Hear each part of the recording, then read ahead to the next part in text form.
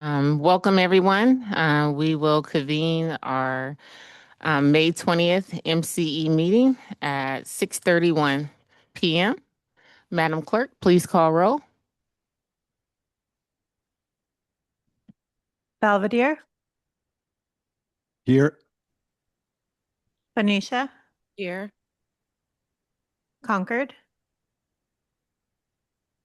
Contra Costa County, Here. Corte Madera, Danville, Here. El Cerrito, Fairfax, here, Fairfield, Hercules, Here. thank you, Lafayette, Here. Larkspur, Here. Marin County, Here. Martinez, Mill Valley, Moraga, City of Napa, Here. Napa County and 4 Napa cities, Novato, Here. Oakley, Pinole, Pittsburgh, Present. Pleasant Hill, Here. Richmond, Ross, Here. San Anselmo, Present. San Pablo, San Rafael, Present. San Ramon, Here. Sausalito, Here. Solano County, Tiburon, Here. Vallejo, Walnut Creek, Here. quorum established. Thank you. And I just want to, we're moving into board announcements. Item number 2, I just want to share with all of the directors. Hope they're all having a wonderful summer in all of the communities. I know usually in the summertime it gets really busy in each of our communities, but it's also a great time to spend time with your family as well. So I hope everyone's have an opportunity to get some time with their families. I know it's been a busy time here this past month, and just want to thank the directors that are serving on our ad hoc committees for the grand jury report, the governance assessment, and the CEO search. Because I know each of those committees have met several times and we'll hear updates this evening, but I just want to thank each of you for dedicating that time. Moving on to our next item, as I shared the board announcements, are there any board announcements from directors here in Concord? Yes. Amanda Sokach in Pleasant Hill. I just wanted to thank Chiara Donato for coming out to the Pleasant Hill Farmers Market and talking to folks about MCE. The tote bags were very popular. Several people tried to buy them off of us, and we were like, no, they're free. So now we know what we can do if we want a side hustle. So, but it was great having her. So thank you. Director McCormick. Thank you. Director McCormick, John McCormick, City Lafayette. I am the Vice Chair of the Finance Committee. Director Alicio will be here, but she is currently stuck in traffic, and so she asked me to give the report for the Finance Committee from last month. So we last convened the Finance Committee on Wednesday, July 29th. We had 3 actions. First, we reviewed the draft management analysis and the draft financial statements for the fiscal year end 2026. We'll be talking about that more our next meeting. We also received an overview of policy 13, which is our MCE's reserve policy, and discussed it in depth. This policy, we talked about this a bit. Obviously, we were talking about our the rate reduction that we did for our customers a few months ago at the board. This policy is going to come back to a future Finance Committee meeting for a discussion. And then finally, we approved recommendation to the board, which you guys will see, to adopt a proposed amendment to policy 14, which is the MCE's investment policy. The recommended changes kind of modernize the overall framework, improve clarity, readability, just provide a little more flexibility and align the policy with current statutory requirements and public sector investment best practices. They also do expand some opportunities for diversification and using better investment management tools available to staff while preserving our MCE's longstanding commitment to prudent stewardship of all of our funds. So it's a great meeting. You're all welcome to attend and view it. And our next meeting is going to be for August 27th at 10 a.m. Thank you. Oh, and sorry, and Director Alessio just got here as I finished that up. So if there's any questions, she can help answer those. Thank you. Thank you, Director McCormick. Do we have any additional board announcements here in Concord? Yes, Director Bailey. Yes, thank you, Chair. Just a brief announcement that the TechCom Committee, the August 7th meeting was canceled, but our next meeting is scheduled for September 4th at 10 a.m. Thank you, Director Bailey. All right, we'll move it on to Director Kohler over in San Rafael. Do we have any directors that would like to give announcements? Yes, we do, myself, but first, Director Sackett will go ahead. Thank you, Chair. I'd like to give an update on the ad hoc governance assessment ad hoc, if I may.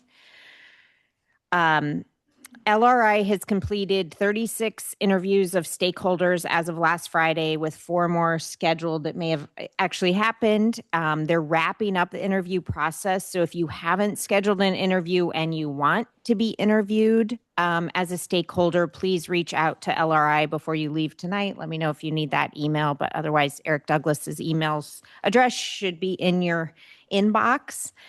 And then on Friday, August 14th, you received board members, board alternates, and managers received the survey of governance practices via email. I hope you all saw that in your email. If you didn't, it came in August 14th at 5:08 p.m. from Eric Douglas. The survey takes about 15 minutes, but I hope everyone will take the time to fill that out. Your responses are really important. If for some reason it's not in your email, let Eric know and they will get it to you. LRI has reviewed the draft recommendations to the grand jury report as well. And LRI is connected to Governance Council, Alshire Widener, LLP as well. And the plan is for LRI to preview their findings and recommendations to the ad hoc governance assessment subcommittee the ad hoc committee on September 11th, and then present their findings and recommendations to this board on September 17th. And I'm happy to answer any other questions. LRI is also online if you have questions for them directly. I see no one in the room having questions. Is there anyone online having questions? This isn't exactly agendized, so I'm not sure that we can do that. Okay, and I'll just give, does anyone else have a board announcement? Well, I do. Anyway, and mine is not very exciting. It's the August 3rd XCOM meeting was canceled. And our next meeting is September 8th, Tuesday, because of the Labor Day holiday, same time at noon. So thank you all. Look forward to folks joining us. Anyone else in San Rafael have anything they would like to add? Seeing none, Chair, back to you. Maybe we want to check in with our remote locations. Thank you. Yes, we could check in with our remote locations to see if there's any board announcements. No announcements. Okay, thank you. No Madam announcements. Thank you. Madam Clerk, we had 2 directors that walked in, Director Liz Alessio and Director Aaron Meadows, just in case if you didn't catch them on the screen. Thank you so much. And we have 2 here that came in, Director Perret and Director Beckman. I think everyone else was in the roll call. Thank you. Okay, thank you. All right, moving on to our public open time. This item is public open time. It's an opportunity for members of the public to make comments on anything that is not on the agenda. Do we have any members of the public that would like to speak at this time in Concord? And I'm not seeing any members of the public here in person in Concord. Director Kohler, do we have any members of the public in San Rafael that would like to make any public comment? I see one, Dan Segadin. Thank Thank you, you. Chair.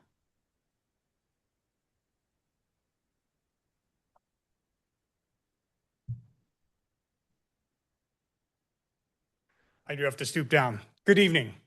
Dan Segadin, Marin Conservation League. One request and one comment regarding information item 1. This item shows some minimal details about a $2.3 million energy contract. We'd like to see a little more information about these contracts in the future. We suggest adding the type of contract, index plus, hedge, etc., the resource type, solar, wind, the number of megawatt hours, and the nameplate capacity.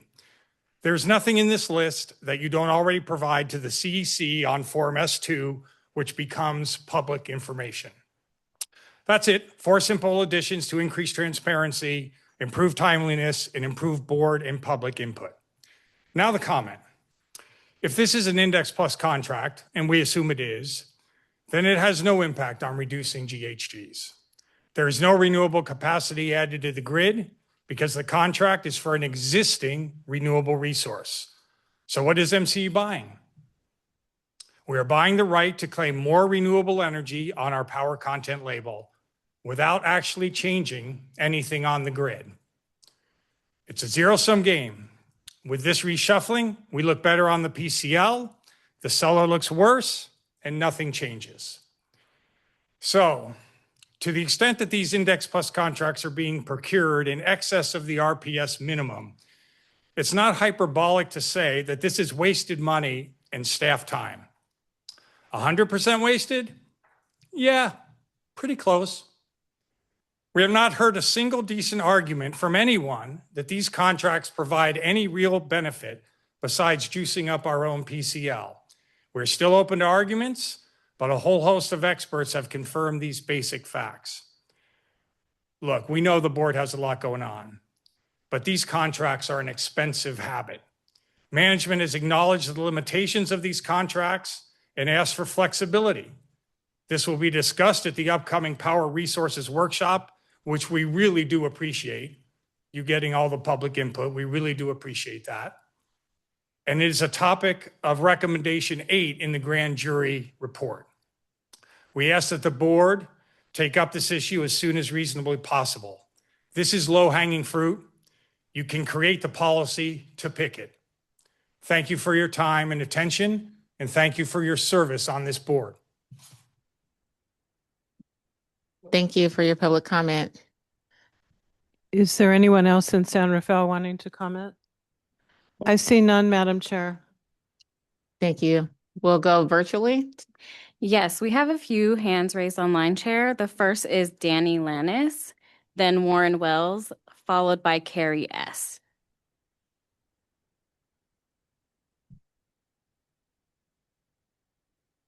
Thank you. Can you hear me? Yes. Yes, we can hear you. Thank you. Good evening, honorable board members. Thank you for your service.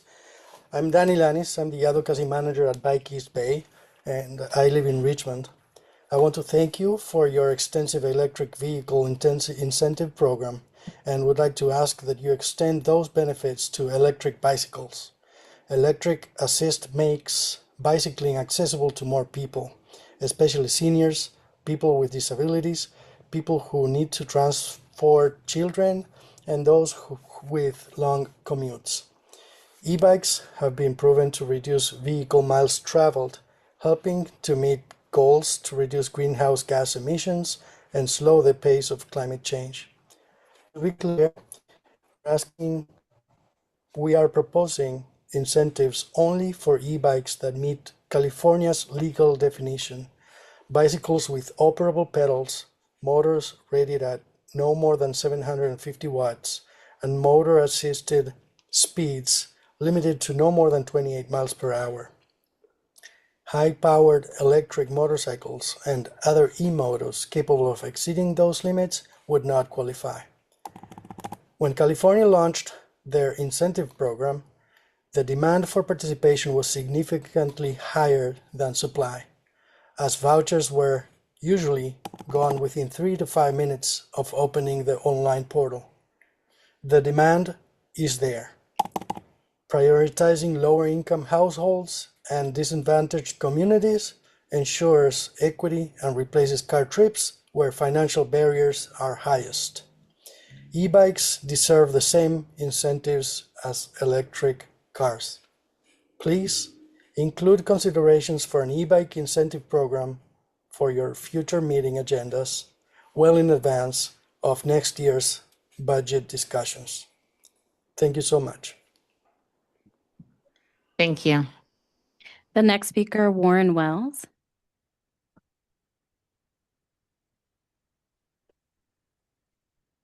Hi, Chairperson Scales, members of the board. My name is Warren Wells. I'm the Policy and Plan Director for the Marin County Bicycle Coalition. I'm also commenting today on behalf of the Napa County Bicycle Coalition, whose Director of Advocacy could not be here.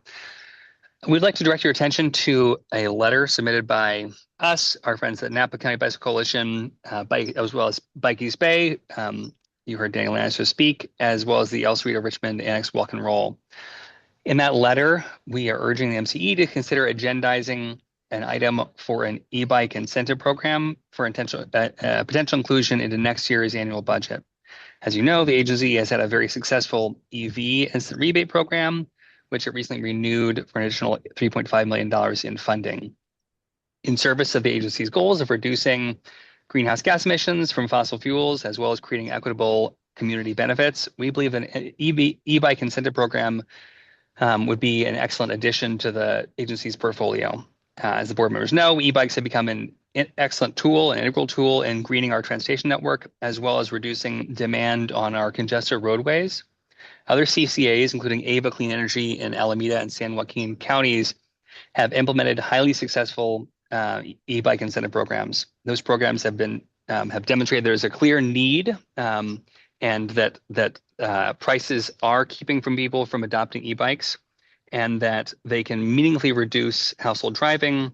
And with a given amount of funding, for a given amount of funding, you can provide 3 to 4 times as many incentives for e-bikes as for electric vehicles, while requiring much less capital from participants.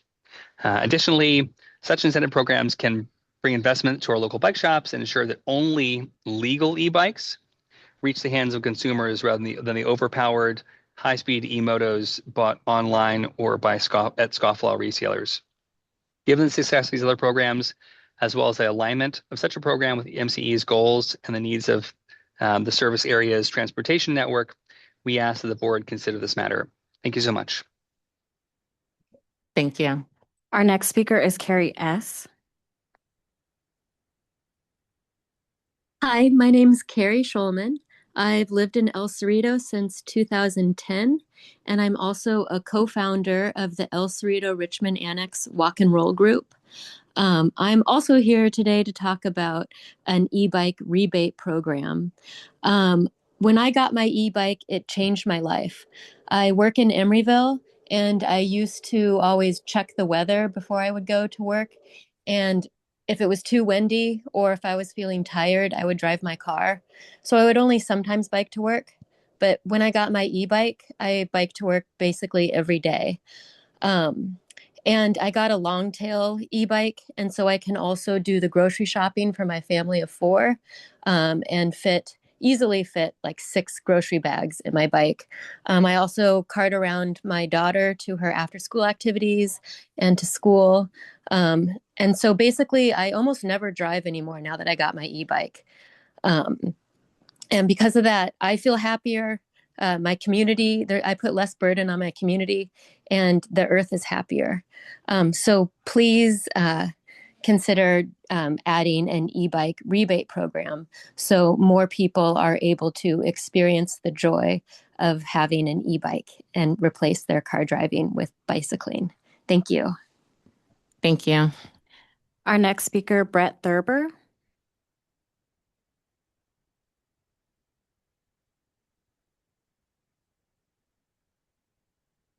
Okay. Do you all hear me all right? Yes. Okay. Good evening, members of the board. My name is Brett Thurber. I own the New Wheel, an electric bicycle shop with 3 Bay Area locations, including one in MCE's service area at Larkspur Landing. I'm here to voice support for MCE funding an e-bike incentive program in the upcoming budget cycle modeled on AVA Community Energy's program. And I can speak to that model directly because we've been an AVA participating retailer since it launched last summer. Let me share what actually happened with our experience in the Oakland shop. In 1 year, 356 households purchased an e-bike through the AVA program at our shop alone. It's been an enormous success for us and our customers. 3 key things stand out. Design worked because it was universal. Every AVA customer qualifies for base incentive with an enhanced amount for income qualified households. As a retailer, that meant we could help market and promote the program along with AVA. Universal access drives e-bike adoption with all the climate and congestion benefits. Second, the bikes purchased in this program get ridden. We record odometer readings with bikes when they come in for service, and AVA program bikes are averaging 55 to 75 miles per month, 700 to 900 miles per year per bike, mostly replacing car trips.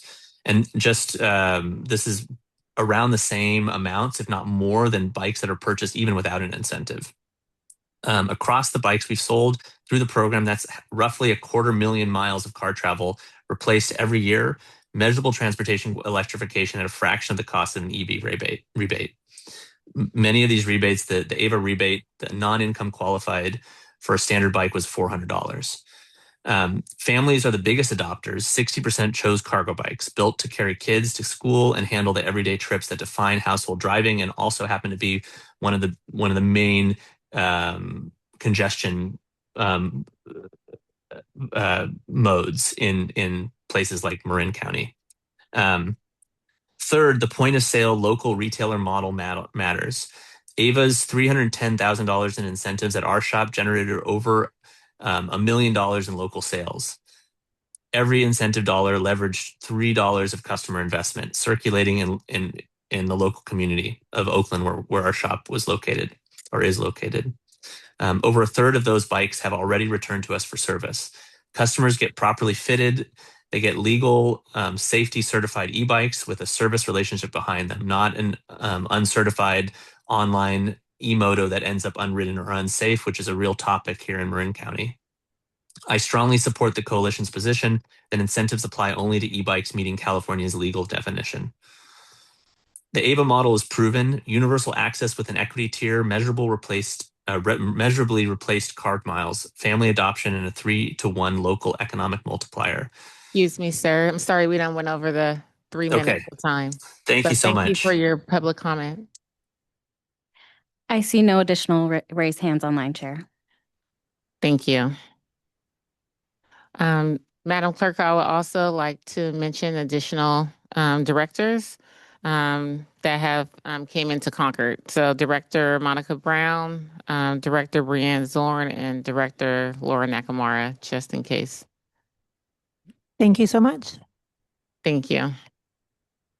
And just for public comment, I just want to confirm in our virtual locations, there are no members of the public. Correct. No members of the public in Napa. No members of the public here. Thank you. All right. Moving on to item number 4, a report from our acting CEO. I'll turn it over to you, Vicken. Thank you, Chair. Good evening, everyone, staff and members of the public. We already heard about some details about the ad hoc committees that's going on. The only thing I want to add is that as directed by the Ad hoc Governance Assessment Committee, Leading Resources plans to present initial findings at the September board meeting, followed by a facilitated conversation on the recommendations and next steps at the October board meeting. The next meeting of the Ad hoc Governance Assessment Committee is scheduled for September 11. Just a little additional more information. Next, I want to go to the Community Power Coalition meeting that we had. I wanted to highlight a recent meeting of MCE's Community Power Coalition, which brings together local organizations to help us advance climate education, expand access to renewable energy services and programs, and make sure community voices are shaping equitable energy solutions. At our July 29th meeting, 50 participants joined from 28 organizations across our service area. We were grateful to have a strong mix of community partners in the room, including the Marin Climate Action Network, Napa Climate Now, San Pablo Economic Development Corporation, and Solana County Greenbelt Alliance. First, MCE can reach more people when we work together, trusted local partners who already know their communities. These partners can help make our programs more relevant and easier to understand, especially for residents who may not attend a public meeting or stop by an MCE table at an event. Second, participants emphasize the importance of Spanish language outreach so customers can get clear, reliable information about their bills, programs, and clean energy options. Third, we heard that climate messages are more effective when they are connected directly to people's daily lives, especially regarding health, safety, comfort, and affordability. For example, talking about cleaner indoor air, lower energy costs, and safer homes can make clean energy programs easier for people to relate to. Participants also said that hands-on demonstrations such as induction cooktops and heat pump water heaters help people better understand new technologies and feel more comfortable considering them. Finally, participants expressed interest in learning more about the Bay Area Air Quality Management District's zero NOx rules, including how the rules could affect low-income communities and how rebates or exemptions may support adoption of cleaner electric appliances. Where we will be announcing a public workshop on this topic to take place later this year. There is an informational item included in your board packet that highlights the impact of MCE's community benefit funds since 2025. Power Resources staff have negotiated more than $1.3 million from certain power purchase agreements to support workforce training, environmental stewardship, education, energy equity, resiliency, and small-scale renewable energy projects. These projects support both the communities where energy projects are built and communities within MCE's service area. To date, the funds have supported electrification and energy efficiency upgrades in community housing, homeless shelters, and farm worker housing. They have also supported White Pony Express, a food recovery program in Concord that serves more than 130,000 people each year and delivers 12,000 pounds of food daily. A 10 to 15 kilowatt rooftop solar array at the Vallejo Community Center, and work with Canal Alliance in San Rafael's Canal District, which is home to more than 13,000 residents. The funding is helping community members identify the climate economic investments they want to see in their neighborhood. That includes priorities like small business opportunities, infrastructure improvements, and pathways into clean energy and transportation jobs. Lastly, I want to talk a little bit about power resource workshops. So we're looking forward to hosting our third public workshop in MCE's procurement discussion series next week on Tuesday, August 25th from 4:30 to 6:30.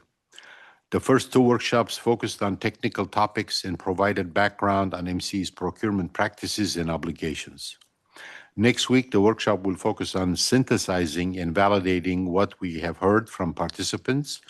We will summarize and confirm that we have accurately captured the major themes, recommendations, and feedback received, capture any new feedback, and explain next steps as procurement policy discussions move towards board consideration. We invite you to join us and participate in person at MCE's offices or online. That concludes my report. Thank you.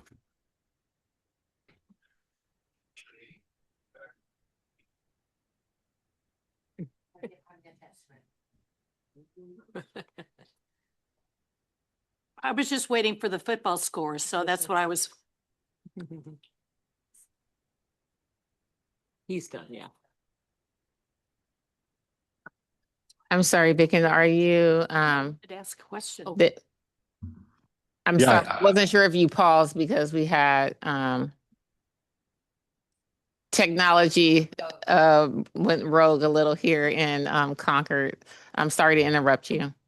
Oh, I just got done. Oh, well, thank you so much. Thank you. So we'll start over in San Rafael, Director Kohler, to see if there's any questions or comments from directors.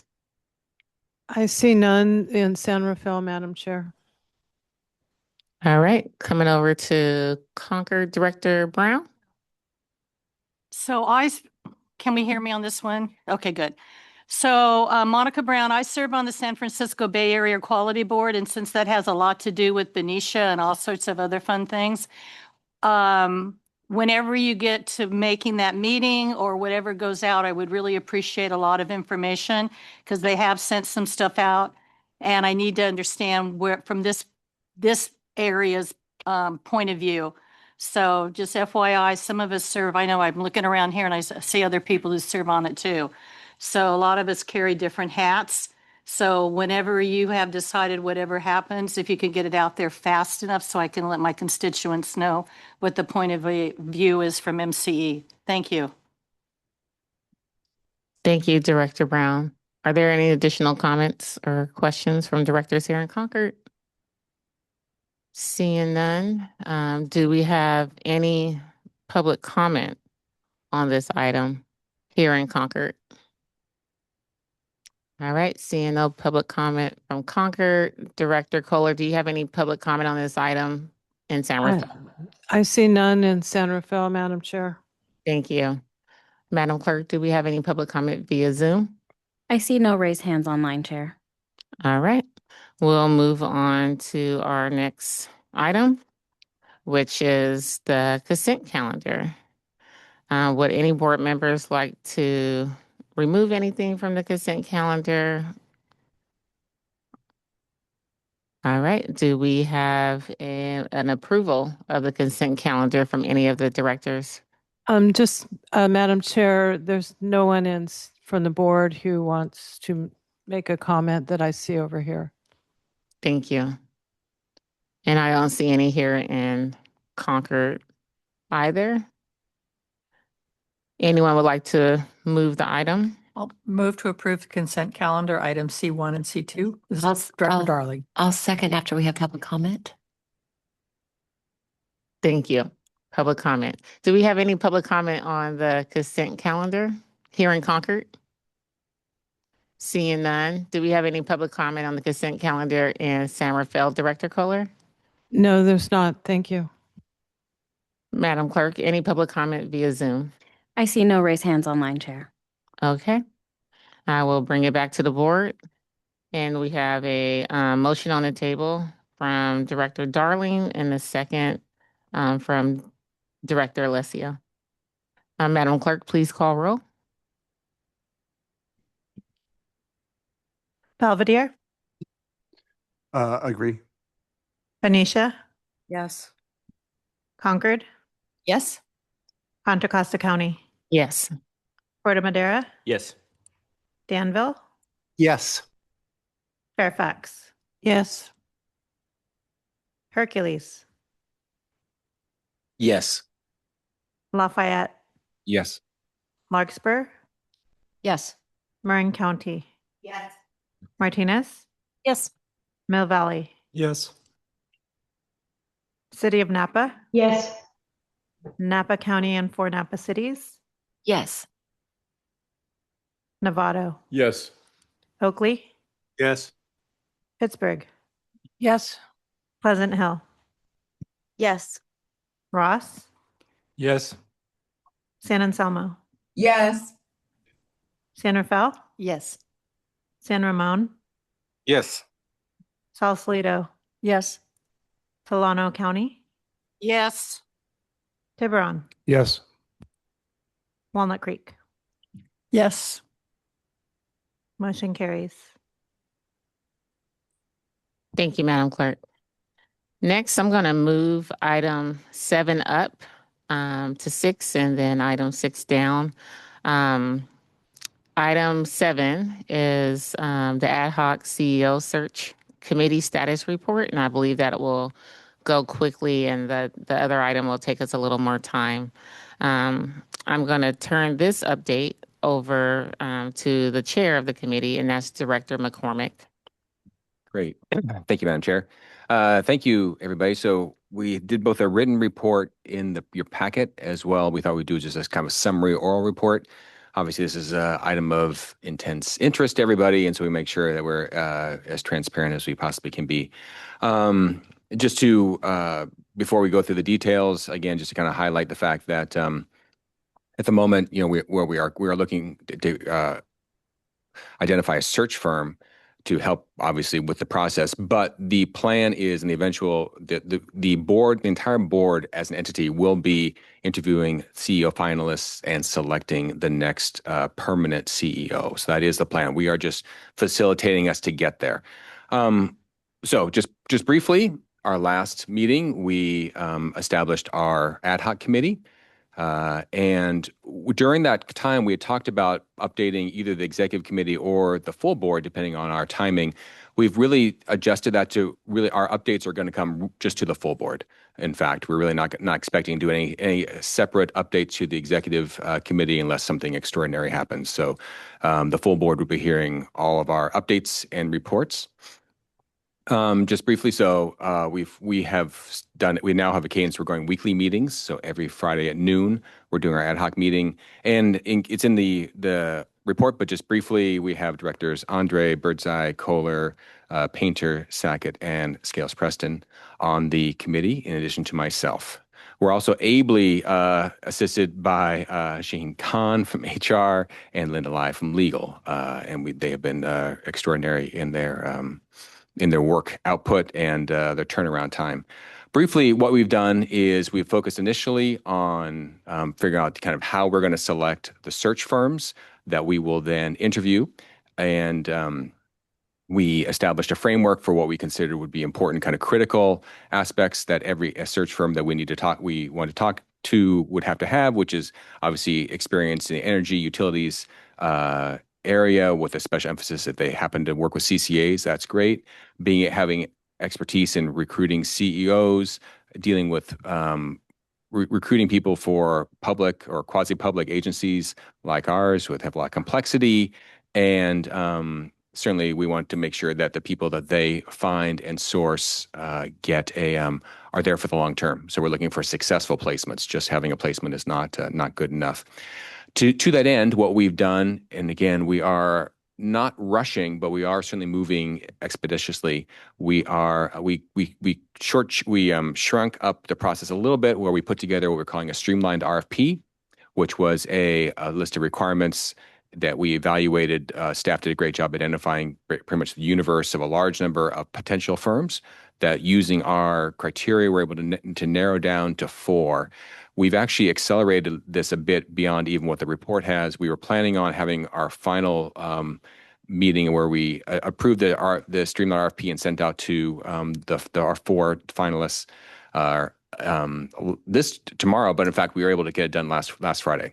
And so we made a few changes to the streamlined RFP, and we sent it out on Monday. And so this is giving our respondents a little more time to craft a good response. And we are focusing on, not overwhelming us with paper. We have a 15-page limit on their responses, along with you making sure that we have certain highlights that they had to cover.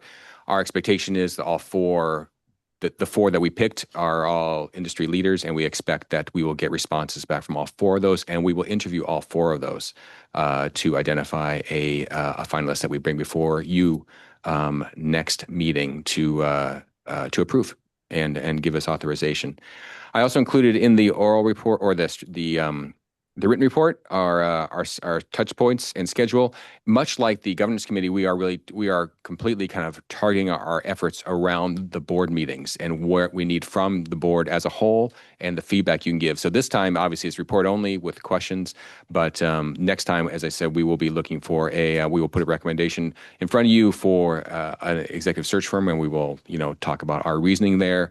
We will also put forward a recommendation, or at least some options regarding the interim CEO approach, and our recommendation there, assuming we can agree on a particular option. But of course, it would be for the entire board to decide. But that is basically you can see we are expecting, we have to deal with Labor Day, so we're we have a little interruption there.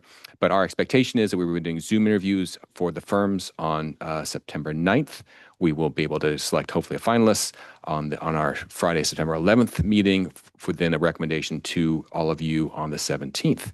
At that point then, we will then really work in conjunction with the selected firm. And so at that point, we don't really have milestones after that, because we expect that our selected firm will really, they'll be the experts in this, and we will work closely with them to figure out our agenda, again, really targeting our board meetings and what feedback we need, how we need to get respond back to everybody. And so that will be coming up over the next couple of meetings. And that is all I have. I welcome any of my fellow ad hoc committee members if they'd like to add anything to that. I would welcome that. And then we're happy to take any questions. Everybody good? Is there anybody in San Rafael? Just a question. First of all, Director McCormick, you've done an incredible job of, keeping us on track, scheduling. It's been great. I think we were supposed to specifically discuss with the board something about the interim as far as giving the committee the authority to pursue that should we decide to, and maybe my memory is wrong. Right. We talked about that, but then in talking to council, we realized that it actually already been given because we're only doing a recommendation. We're not doing any sort of decisions. So we weren't going to take an action on that, just to make it a quicker one. And we will just come back with basically a set of options next time, and we will then let the board decide. Okay, great. Thank you. And excellent work. And I don't have anything to add.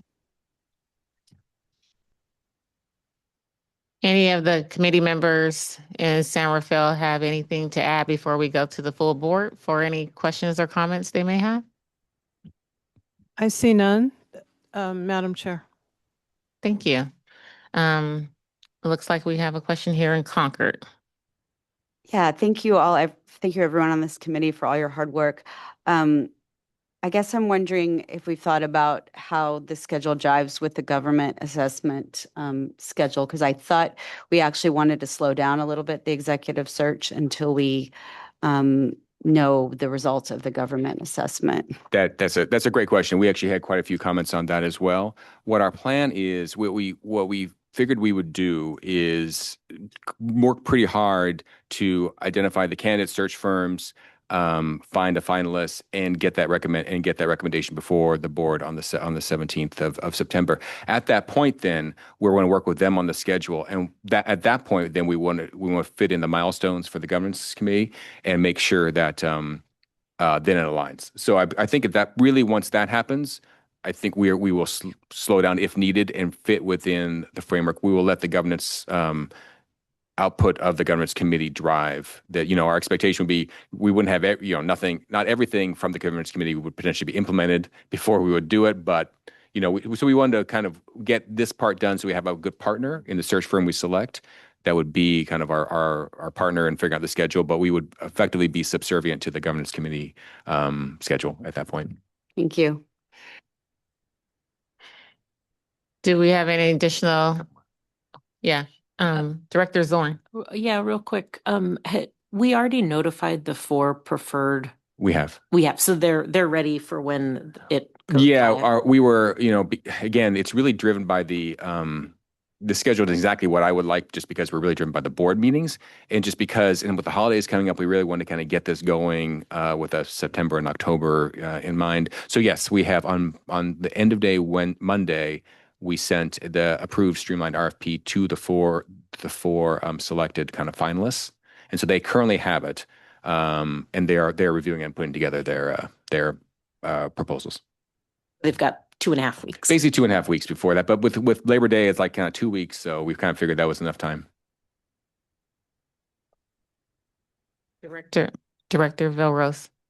Thanks, committee, for moving forward with this critical item. Now, when you mentioned that you are going to bring them to whole board, that's right. So, is it possible for us to receive what kind of information we should be ready for interviewing something like such an important? So can Yeah. we get some information on what questions we need to look at or what kind of profiles we need to look at? That's a great question, actually. Yes, the plan is that the report that accompanies the our recommendation will have the criteria, what we liked about the questions, the key questions that we asked, and why we like the search, like the firm that we are recommending. So that will be in the report. We probably wouldn't consider, we're not going to be able to release all the questions that we asked and what everybody answered, during that. So, but I appreciate the question. We will take that under advisement because we want to make sure that everybody has the right background to ask intelligent questions and either approve or reject our recommendation. Sounds good. Thank you. Yeah. All right, Director Kohler, are there any questions or comments from directors in San Rafael? I'm not seeing any. Okay. Oh, I'm sorry. There, Director Andre. Great, thank you. I just wanted to respond to Director Veros's comment, and I think that the committee we are going to work up a set of questions, a set of consistent questions that we ask each of the search firms. And to the extent that board members have specific questions that they would like us to consider, I think we would take those as under advisement. So if some people wanted to send some questions into Director McCormick, we as a committee will be formulating the questions. So if anybody has any input, I think we would take it. So yeah, it's a great point. Chair, could I interrupt for just one moment? Thank you, Dr. Andre. I would just make a slight amendment. I would recommend that board members send it to the clerk, and then the clerk can make sure it gets to the CEO search committee. Thank you. Any additional question or comments from directors over in San Rafael? I'm not seeing any. Okay, thank you. Any public comment from members of the public here in Concord? Seeing none. Any public comment from members of the public in San Rafael? I'm not seeing any, Chair. Thank you. Any members of the public via Zoom, Madam Clerk? I'm not seeing any hands raised online, Chair. Okay, this item was just a discussion item, so there's no vote. Thank you, Director McCormick, for the update, and thank you to the ad hoc CEO search committee for all of their hard work on this. We'll now move on to item number 7, review and approve recommendation. No, 7. I flipped it. Item number 7 now, review and approve recommended response to the Marin Civic Grand Jury report. I'll turn this item over to Director Balotz. All right. Thank you very much, Chair. As the board may recall, in July, we established a 6-member ad hoc civil grand jury response committee to develop the board's response to the Marin County Civil Grand Jury Report on MCE. I serve on the committee with Directors Darling, Perret, Sakach, Walker, and Wilkinson. It's really nice because there was 3 from Marin County and 3 from Contra Costa County. Over the past month, we met 4 times. I want to thank my fellow committee members for their thoughtful, collaborative work on this draft. I also want to thank Justine Parmalee for her operational and logistical support, and our governance council led by Bethany Burgess of Alshire and Winder for guiding us through the legal requirements and the issues raised in the report. The committee unanimously approved the draft before you.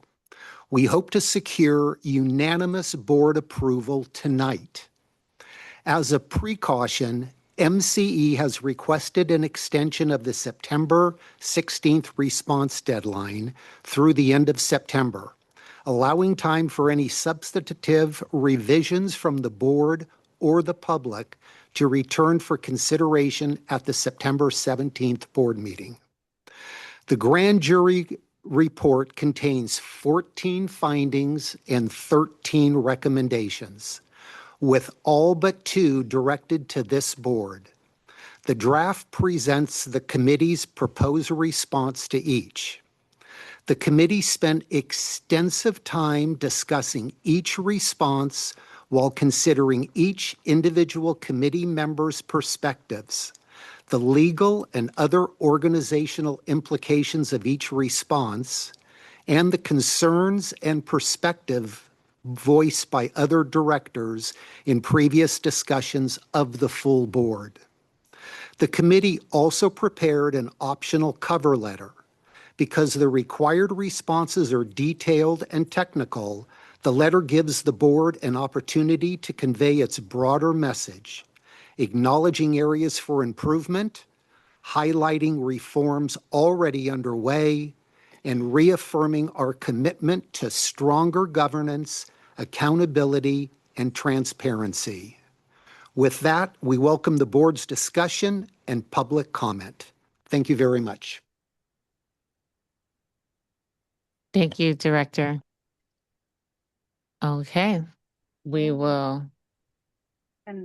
go over to our MCE Governance Council, and I'll turn it over to Bethany. Thank you, Chair Scales Preston. Good evening, everyone. I am Bethany Burgess. I am a partner with Elshire and Winder, the firm selected to be your special governance counsel.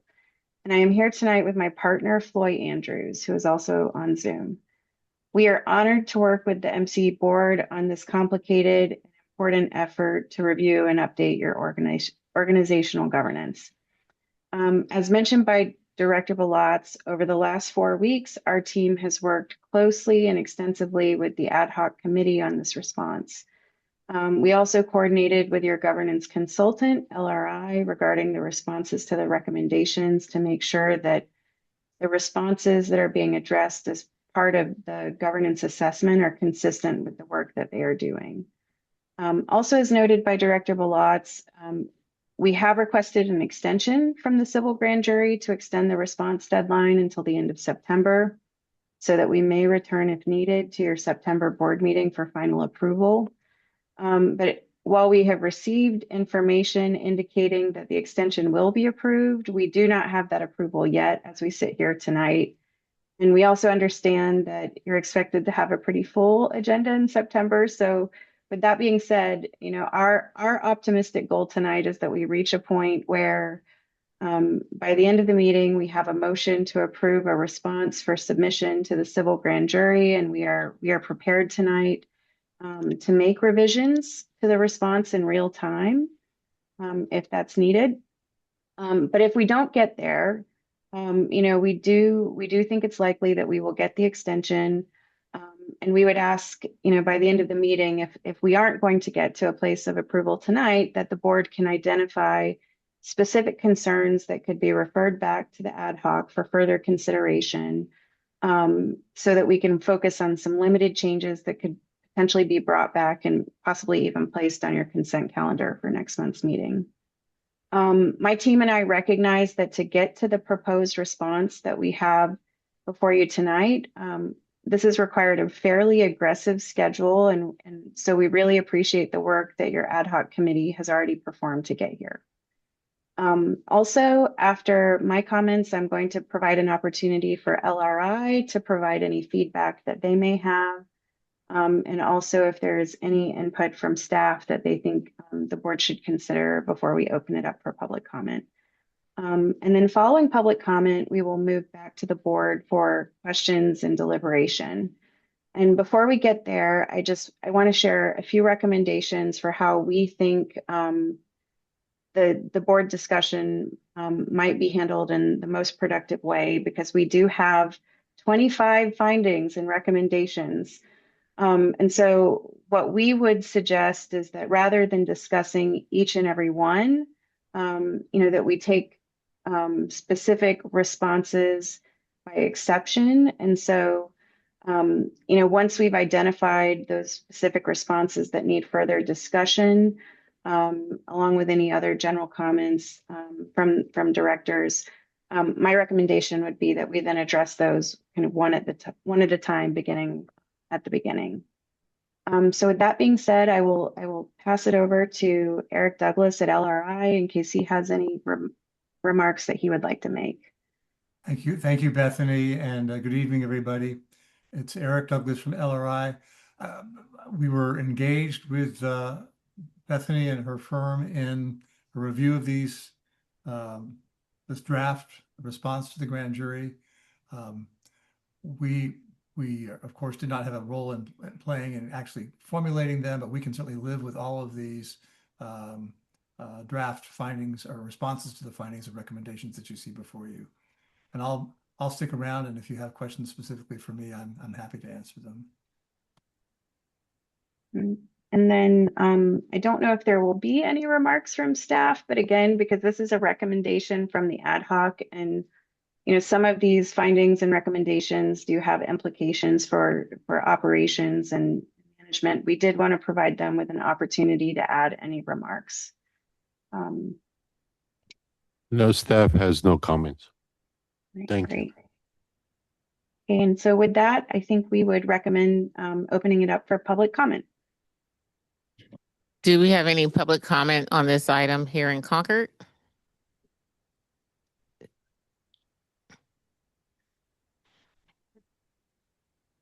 Give us 1 second, please. She's just, our Madam Clerk is grabbing the mic. No, I have a request. I'd like to have public comment at the end of your deliberation, because otherwise you guys can decide to do something that maybe it's not in the best interest and the public can't weigh in. So, and that's typically how you run your meetings anyway. After you've fully discussed an item, then you bring public comment. And that's my request. Thank you. Thank you. Any public comment in San Rafael, Director Kohler? I see one hand raised. Bob Miller, I believe.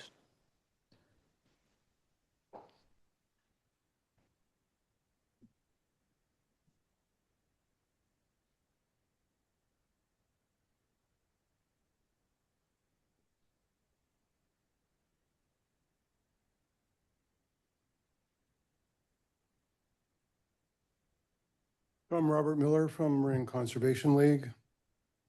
We are pleased to see that the reply to the Marin Civil Grand Jury report acknowledged most governance problems raised and stated that most governance recommendations were either already implemented, are in process, or will be implemented. And for us, that's very positive. We have comments on the reply to 2 grand jury recommendations related to procurement. Recommendation 8 was that the board should review and assess the value to ratepayers of certain costly contracts that primarily allow MCE to claim a higher renewable power content label. The reply was that the recommendation has not been yet been fully implemented, but will be. We urge the board to review that policy very soon, because spending on this item continues as we heard earlier. Over the last 2 fiscal years, MCE spent hundreds of millions on mostly discretionary index plus contract purchases of renewable energy attributes that made MCE look cleaner, but did not decrease greenhouse gas emissions. It did decrease days cash on hand and community energy program benefits and increase costs to customers. More spending on this needs to stop soon. Recommendation 9 called for the board to hire an impartial outside auditor to provide a comprehensive review of energy contracts executed in fiscal year 24-25. That led to a $200 million energy cost increase. The reply was the recommendation requires further analysis. We hope that analysis leads to an audit. The reply states that MCE reviewed various energy contracts and has identified lessons learned, but we haven't heard what those lessons are, especially for the contracts executed in fiscal year 24-25. An audit could inform policies that could avoid similar mistakes going forward. We thank committee members working on this response, and we're looking forward to the board making progress on the recommendations, and we'll be following this closely. Thank you for your work for this agency. Any other public comments in San Rafael? I see none, Madam Chair. Thank you. Madam Clerk, do we have any public comment via Zoom? I see no raised hands online, Chair. Okay, thank you. And then just want to check with council, just with regards to the order of how we did public comment tonight. Could we do a second public comment after? Or I just want to make sure the order is right, so. Yeah, no, I understand, Chair. And I would actually defer to your governance council that we've got here because they're kind of leading this effort and have set up a process. So I'd like to make sure that they have the opportunity to weigh in. I'll hand it to you, Bethany. Great. I don't think we see any objection to having some additional public comment at the end. The basis for the recommendation to do public comment first is, of course, if there were specific findings and recommendations that members of the public would like the board to address, that having the public comment up front helps inform, may help inform the decision to discuss or not discuss certain findings. But if you would like additional public comment at the end, I think that's within the board's discretion. Thank you. So I'll just turn it back over to you, Bethany, to continue the item. Great, thank you. So because this is a civil grand jury report from the Marin County Civil Grand Jury, my recommendation to the chair that she supported is that we begin with the San Rafael location as far as discussing or providing comments, questions, and identifying specific findings that may warrant further discussion.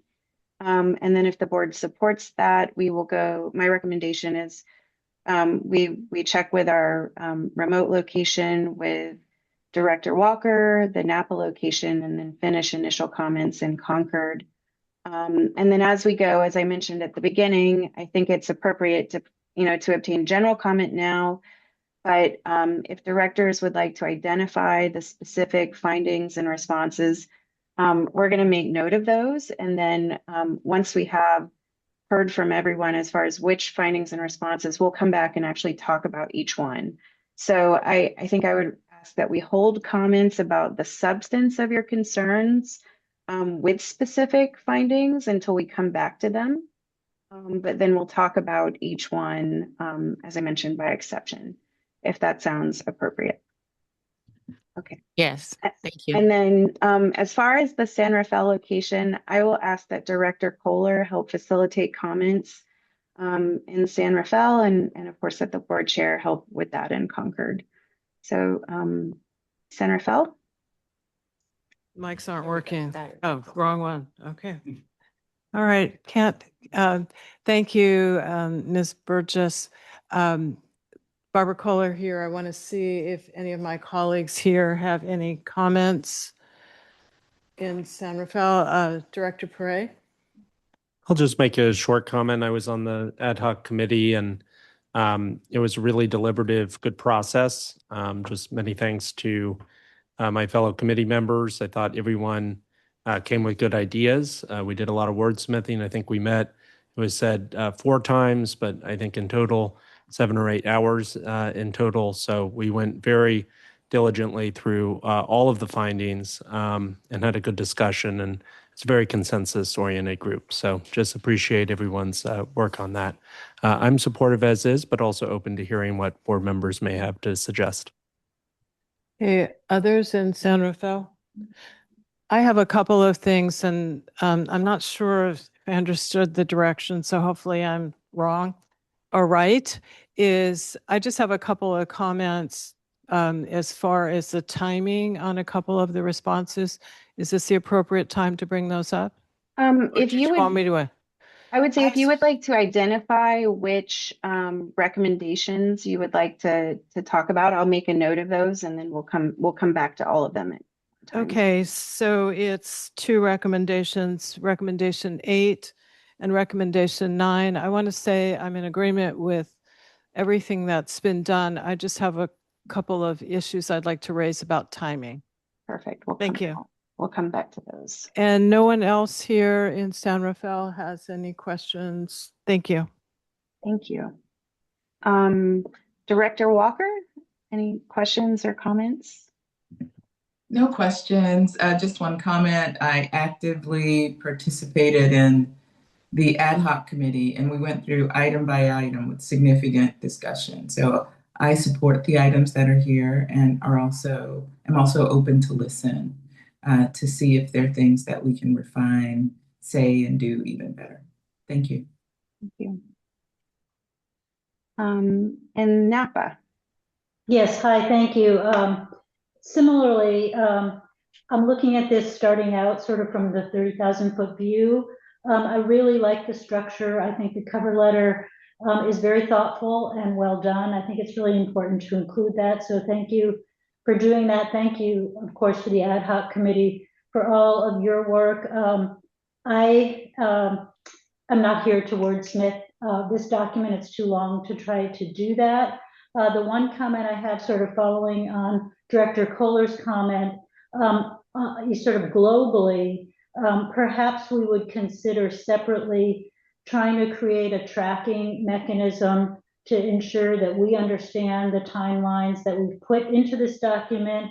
And if in the future, 27, even to 28, we need to make any adjustments or report both to this board and to the public about any either changes or successes or status of those, that we have that system in place to do that. I don't know that we need to put that into the response to the grand jury. That's more our sort of record keeping, to be able to know that in a perfect world, we meet all these timelines, but if something happens, I'd like us to be transparent to the public and to our board as to where we are in the process. Otherwise, I just thank everybody for your work, and I'm willing to move forward this evening if possible.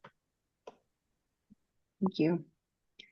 And then I will look back to the board chair for Concord.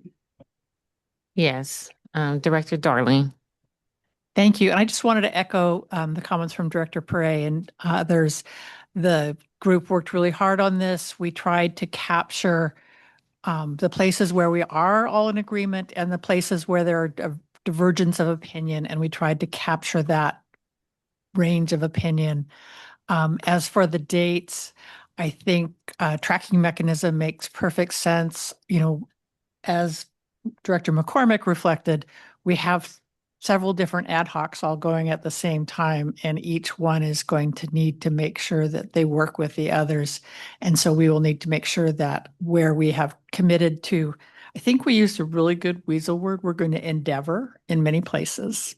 We are endeavoring, but if we're going to endeavor and not make it, we need to have a way to track that and be ready to explain why that is happening. So that was a good suggestion.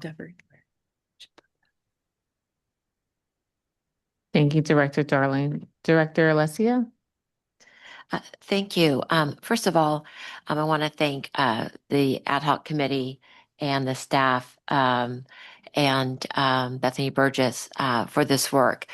Clearly, this was a heavy lift. I was concerned about the timing and how quickly it was going to require for it to come back and be a strong response.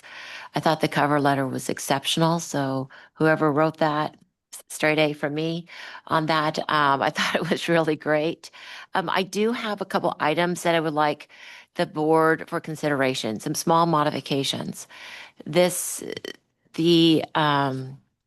Some of the responses, some of the findings in the responses are frankly subjective. And for a 34-member board, you're not going to be able to capture everybody's subjective response to some of these items. And I found that true with 1, 2, 7, and 8. And for some consideration of instead of, and for instance, agree, maybe it's agree and disagree, partially agree and partially disagree. But if we could come back, I don't want to do this now unless it's the right time, just to share my thoughts on those. They're small changes, but I think they're important changes, at least to me, that enough to where I want to share those. And that's not a criticism by any means. Everybody's done a very good job. Also, what really stands out, oh, and I want to thank LRI also, because I think that they were working in tandem with this ad hoc committee and with Bethany Burgess, which is also very important. I also just want to say that, it's clear that we have, in terms of where we are with things, a recommendation currently in process. We see a lot of things that are currently in process because we have the governance assessment, and the timing of that is parallel. So, and what is not in process looks like many things will be in process. So during the endeavoring, as if you will. So I think I'll leave it there until you're ready for me to come back and kind of narrow down on those 4 items. Thank you. Director Burrows? Did you had a question before? Maybe not anymore. Okay. Director Zorn. I'd like to discuss 2 items. One, the formatting of some of our responses. Sometimes we say agree and sometimes we say MCE board agrees. And I just want to talk through why we say it in a certain way. And then I'm interested in discussing more on recommendation 7.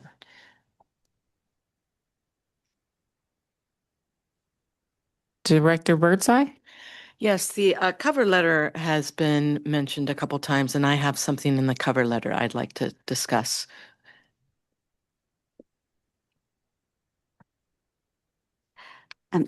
Yeah, I was a member of the committee. Sorry, Amanda Sokach from Pleasant Hill. And I just wanted to thank our legal counsel, Bethany, Floy, and John. I know there's some questions about the wording, and this is a legal document, a legal response. So whatever suggestions are made, I think our legal counsel will have to work through and make sure that they're said in the proper legal language. But we did try to reflect where we are as a board, not what I think or what Sally thinks. I'm sorry, Director Wilkinson thinks, or what Director Prey thinks, but where we thought we were as a board, what we thought we agreed on, and what we thought there were diverging views on. So yeah, those are my comments. Thanks. Chair. Thank you. Yeah, Director Burrows. After hearing. So thank you. First of all, thanks for putting such a significant work in this aggressive timeline. I agree with board member Painter about making sure this is as much transparent as possible, providing the timelines as well as how we are going to respond. And my question is, I've seen some of the questions where further analysis is required. So who is going to do the analysis? Is it like a board is going to do the analysis, or ad hoc committee is doing it, or a consulting team is doing? Who is going to do that further analysis? So it would be my recommendation for those that say that they require further analysis, that those would be things that would come back to the board as future discussion items. Obviously tonight we are here for the grand jury report itself. And so where,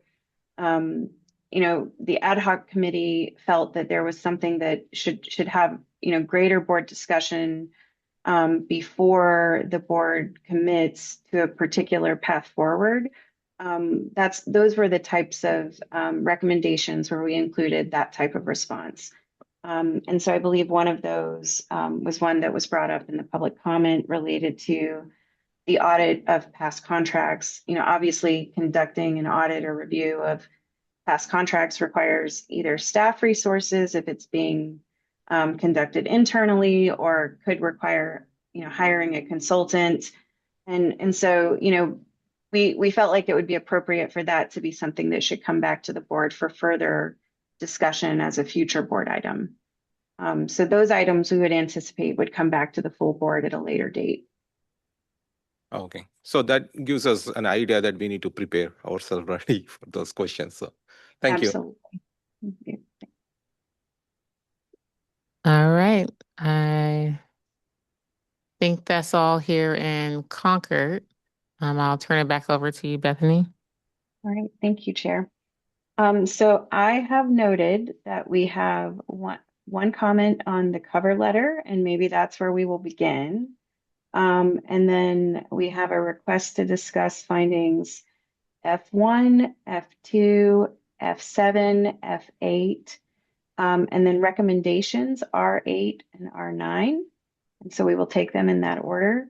And before we begin, I'll just note, in response to Director Zorn's question regarding the formatting of some of the responses, some of the findings and recommendations, but more so the findings, contain multiple factual statements. And while I think the ad hoc committee generally agreed with much of the tone of some of those findings, there were specific factual concerns with some of the findings that warranted not just providing an unqualified agree or disagree type of response. And so for those responses, what we have tried to do is recommend a compromise response that makes it very clear which aspect of the finding the board agrees with, without necessarily, I'm going to use the word nitpicking, the finding of the grand jury. I think, one thing that rang true in all of the committee discussions and from the very outset was that, the committee does not see the committee's role as turning this into a very critical response of the grand jury. I think that the tone, and you see this reflected in the cover letter as well as in the response, is that the committee sees this as an opportunity for the board to look inward and offer up greater accountability to the grand jury. And so we tried to find that nuance there where an unqualified agree might not be warranted because there are either factual issues with the finding or, it may be more nuanced and warranted an unqualified agree. Does that answer your question, Director Zorn? I think so. When I read it, because this is such a nitpicky response, but when I read it, because the word agree was bold, I was actually then looking for a subsequent however or something. And then as you explained your rationale for why the format is the way that it is, it makes me want to see the word however even more, or maybe we unbold agree. And then it's really clear that we either have an unqualified agree or we have a statement that may or may not be full in agreement. It rang to me that there were a lot of agrees. And if I think that if those are the statements that we don't totally agree 100%, then maybe that's a nuance that we can incorporate in the next round. And I will say that I think if we unbold those agrees, that doesn't change the tenor of the response. So if that's the board's decision, I don't think we would have any objection to that. With that being said, I am going to attempt to share my screen. And I think I may need approval to share. There we go. And I'm going to share the cover letter first. So please let me know if that is not large enough or if we need to zoom in. All right. It's not large enough, I would say, over here in San Rafael. Okay, let me try to make it a little bigger. Is that better? A bit better, thank you. Let me try to resize my screen just a little bit. That might also help. Of course, now it's going to take a moment. Let me stop sharing for a moment and then I'll reshare. There it goes.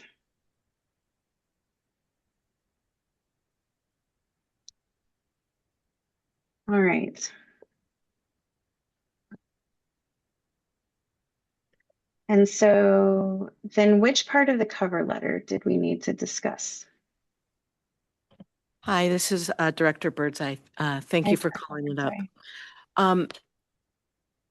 This is to me not nitpicky because we invoke our mission statement, but we only use part of it. And our mission statement is MCE's mission is to confront the climate crisis by eliminating fossil fuel greenhouse gas emissions, producing renewable energy, and creating equitable community benefits. I don't want to start citing our mission and dropping off creating equitable community benefits because I'm really afraid that we will lose sight of that part of our mission. So if we want to invoke the mission statement, we should do it in full.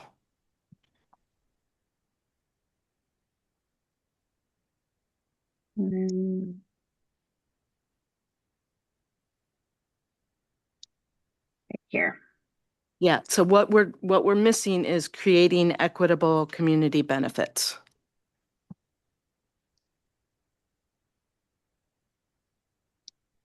And so I certainly don't have a concern with adding in creating equitable community benefit. Are there comments from other board members on that request?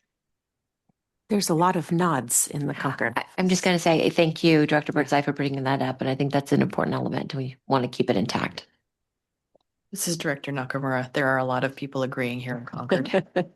Yeah, Mrs. Director Painter, I absolutely agree. And maybe what you can do is just go directly to our mission statement and get the wording there.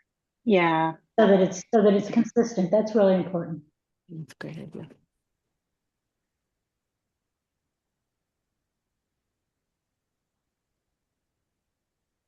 Are there any concerns with that in San Rafael?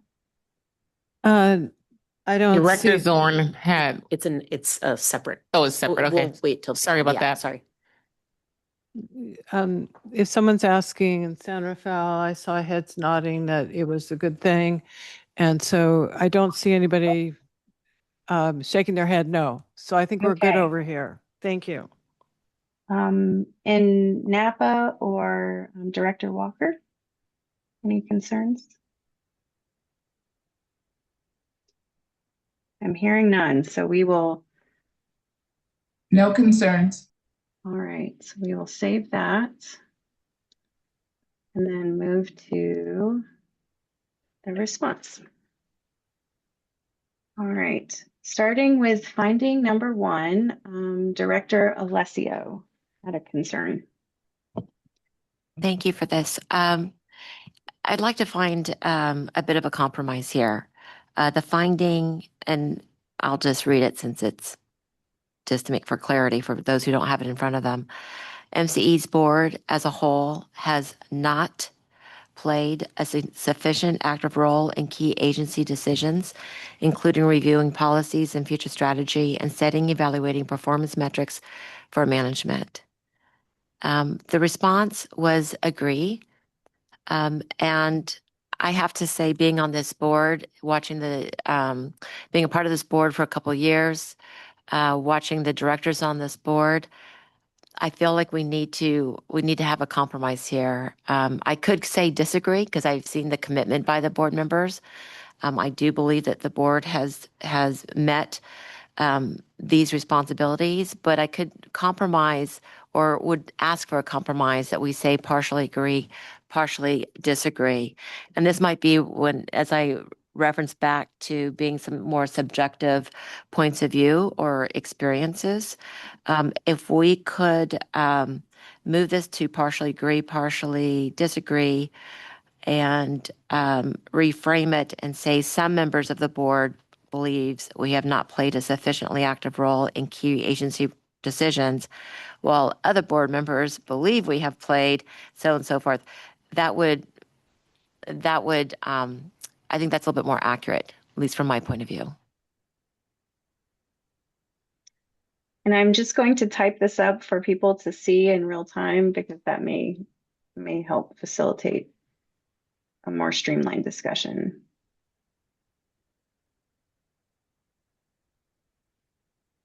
Let's see.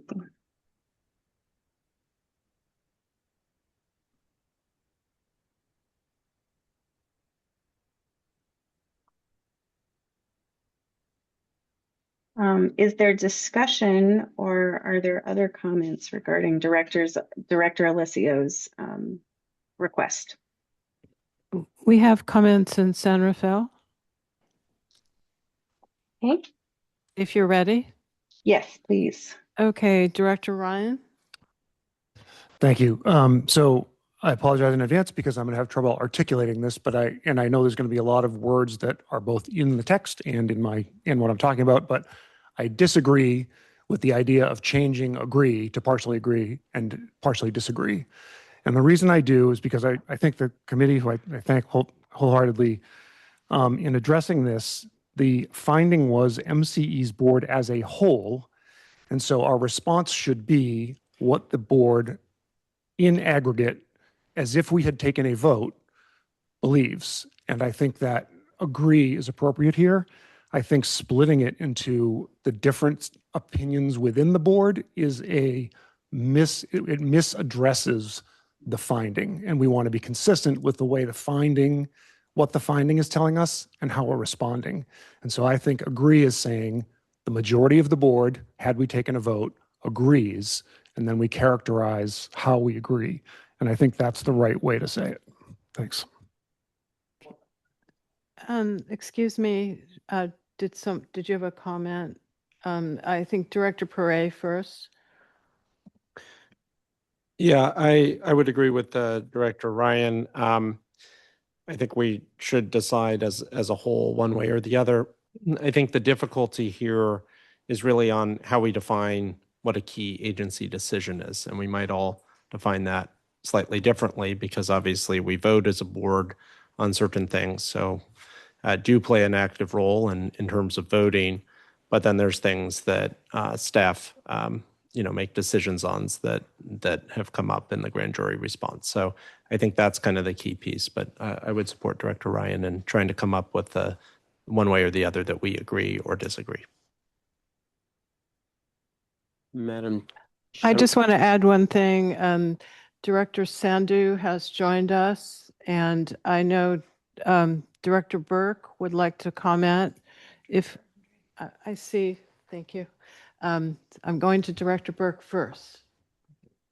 Thank you. Belvedere would suggest that we keep it the way it's written. What resonated with us was, as Director Ryan mentioned, the board as a whole, but also sufficiently active. And so sufficiently obviously is a subjective term, but we feel like agree actually is appropriate given those two words, those two statements, the board as a whole and sufficiently active role. Okay, and I see Director Andre has a comment. Yeah, I would agree with the directors from Belvedere and Tiburon. I think the second sentence there where we state that the board has retained a management consultant to conduct a governance assessment, I think that pretty much is a mission that we as a board recognize that we have issues and that, we have issues and that we haven't sufficiently played an active role in key agency decisions. So I would stick with the agree.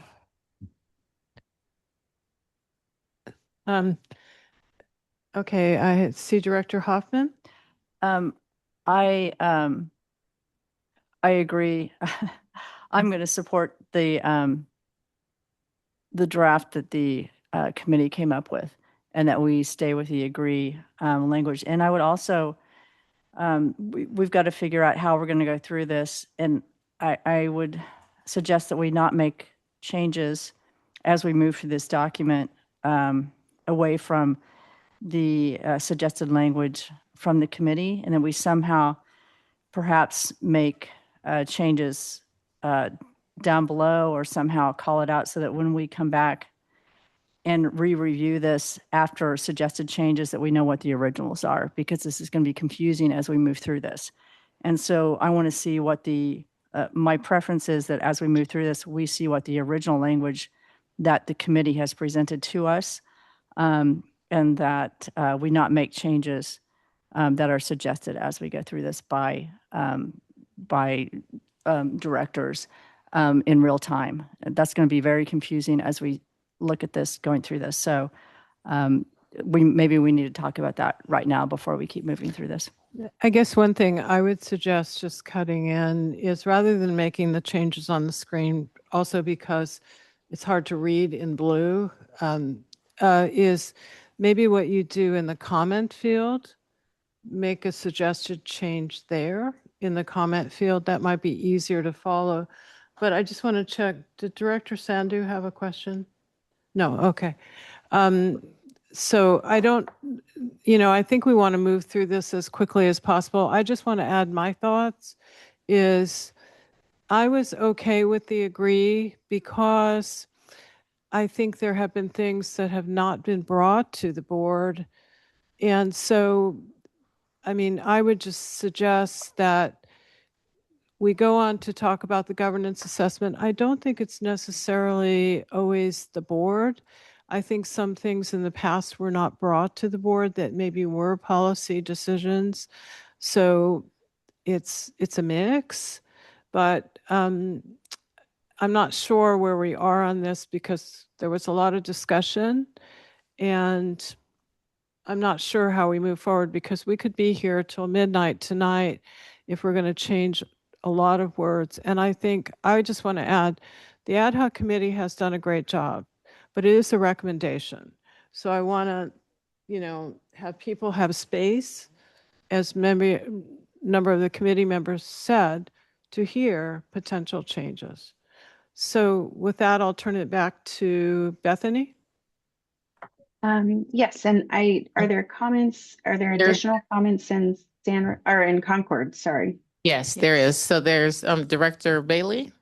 Thank you, Madam Chair, and we appreciate the work that the subcommittee did. And I agree with the first comment that came from Concord. To say that we all agree with that, I don't agree with that. And so if the Director Ryan, directors from Belvedere, if they were less than competent, we can list their names specifically. But I think to make a blanket statement, and there were 4 people that agreed, and I'm fine with them putting their name on there, name specifically. But to say that everyone here did not use sufficient judgment, et cetera, I disagree with that. And for us to have talking points that we necessarily need to force ourselves to acknowledge something that is not true, right? Because I don't believe it. So for myself, it's not a true statement. I think I don't understand what we're doing. So I would like us to consider the changes. And again, if folks from the other side, I'm saying the other side because I'm in Concord, but the folks from the video that named, we can add their names, and I'm totally fine with listing those people's names as being not playing sufficient role. But that's my suggestion there. Thank you. You go. Director Nakamura. Yes, this is Director Nakamura. My question on this is along the lines of I don't completely agree with the statement that we were saying, and I would kind of want to defer back to the committee that has done a lot of work, whether they've got any additional comments they want to make on this one finding and why they went for an agree, not a partially agree on this one. And so I'm wondering what the thought process was there.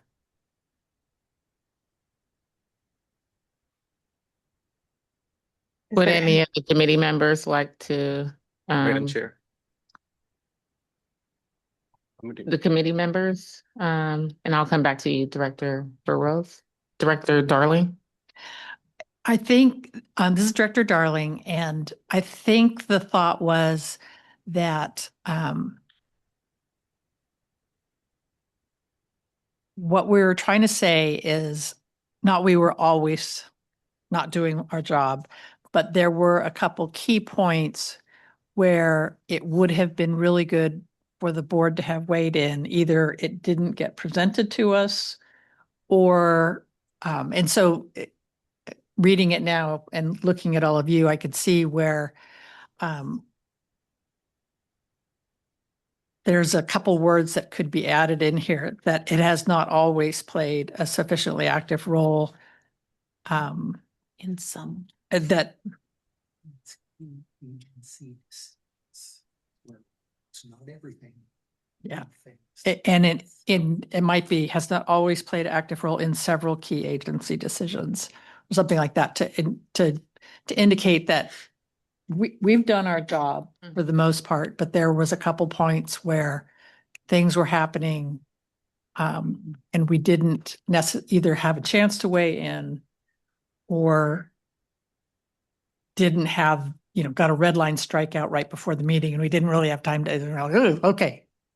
So that could be one way, but I don't know if that's going to answer the questions in San Rafael. If we say, agree that the board has not always played a sufficiently active role in some key agency decisions. And then you're getting the agree that in there. So it's not just agree, and you're adding the variability under.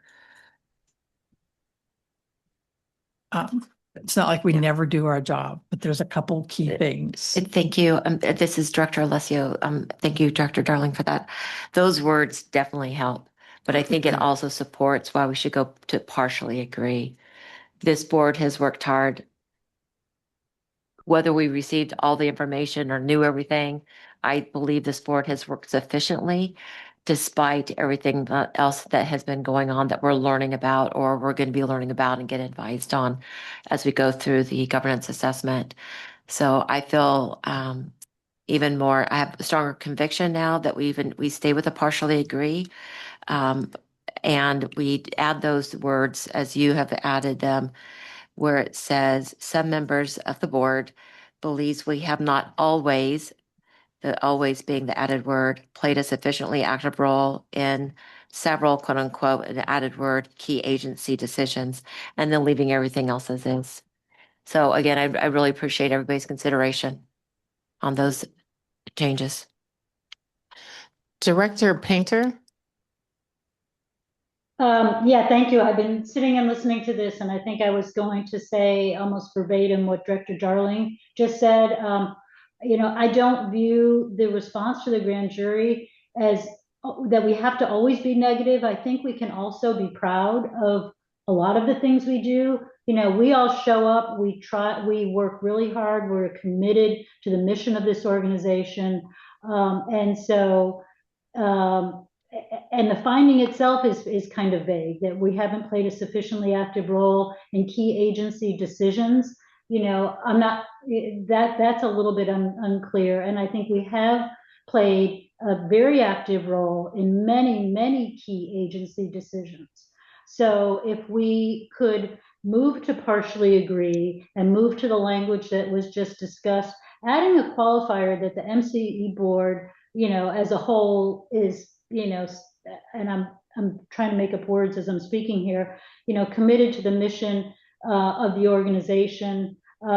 However, the board partially agrees that it has not always played a sufficiently active role in specific key agency decisions. It's a little bit vague there, but I'd like to have something in that response that is a little bit more positive in terms of the work that we do, and perhaps consider moving to partially agree. So if I may, this, and of course, this is ultimately the board's response. But if there's significant disagreement with the unqualified agree or with a partially agree, partially disagree, we could have a version of this, or we could revise this to remove that initial agree or partially agree, partially disagree, and jump right into the response using some of the wording that Director Darling suggested, that the board agrees that the board has not always played a sufficiently active role in certain key agency decisions. I don't know if that is perhaps a compromise solution that would satisfy both of the perspectives that we've heard this evening. I think I would look maybe first to the directors in San Rafael. Yeah, this is Barbara Kohler. Before we do that, and thank you for coming to us, we have one of our directors, Lawrence Galati, who wants to make a comment.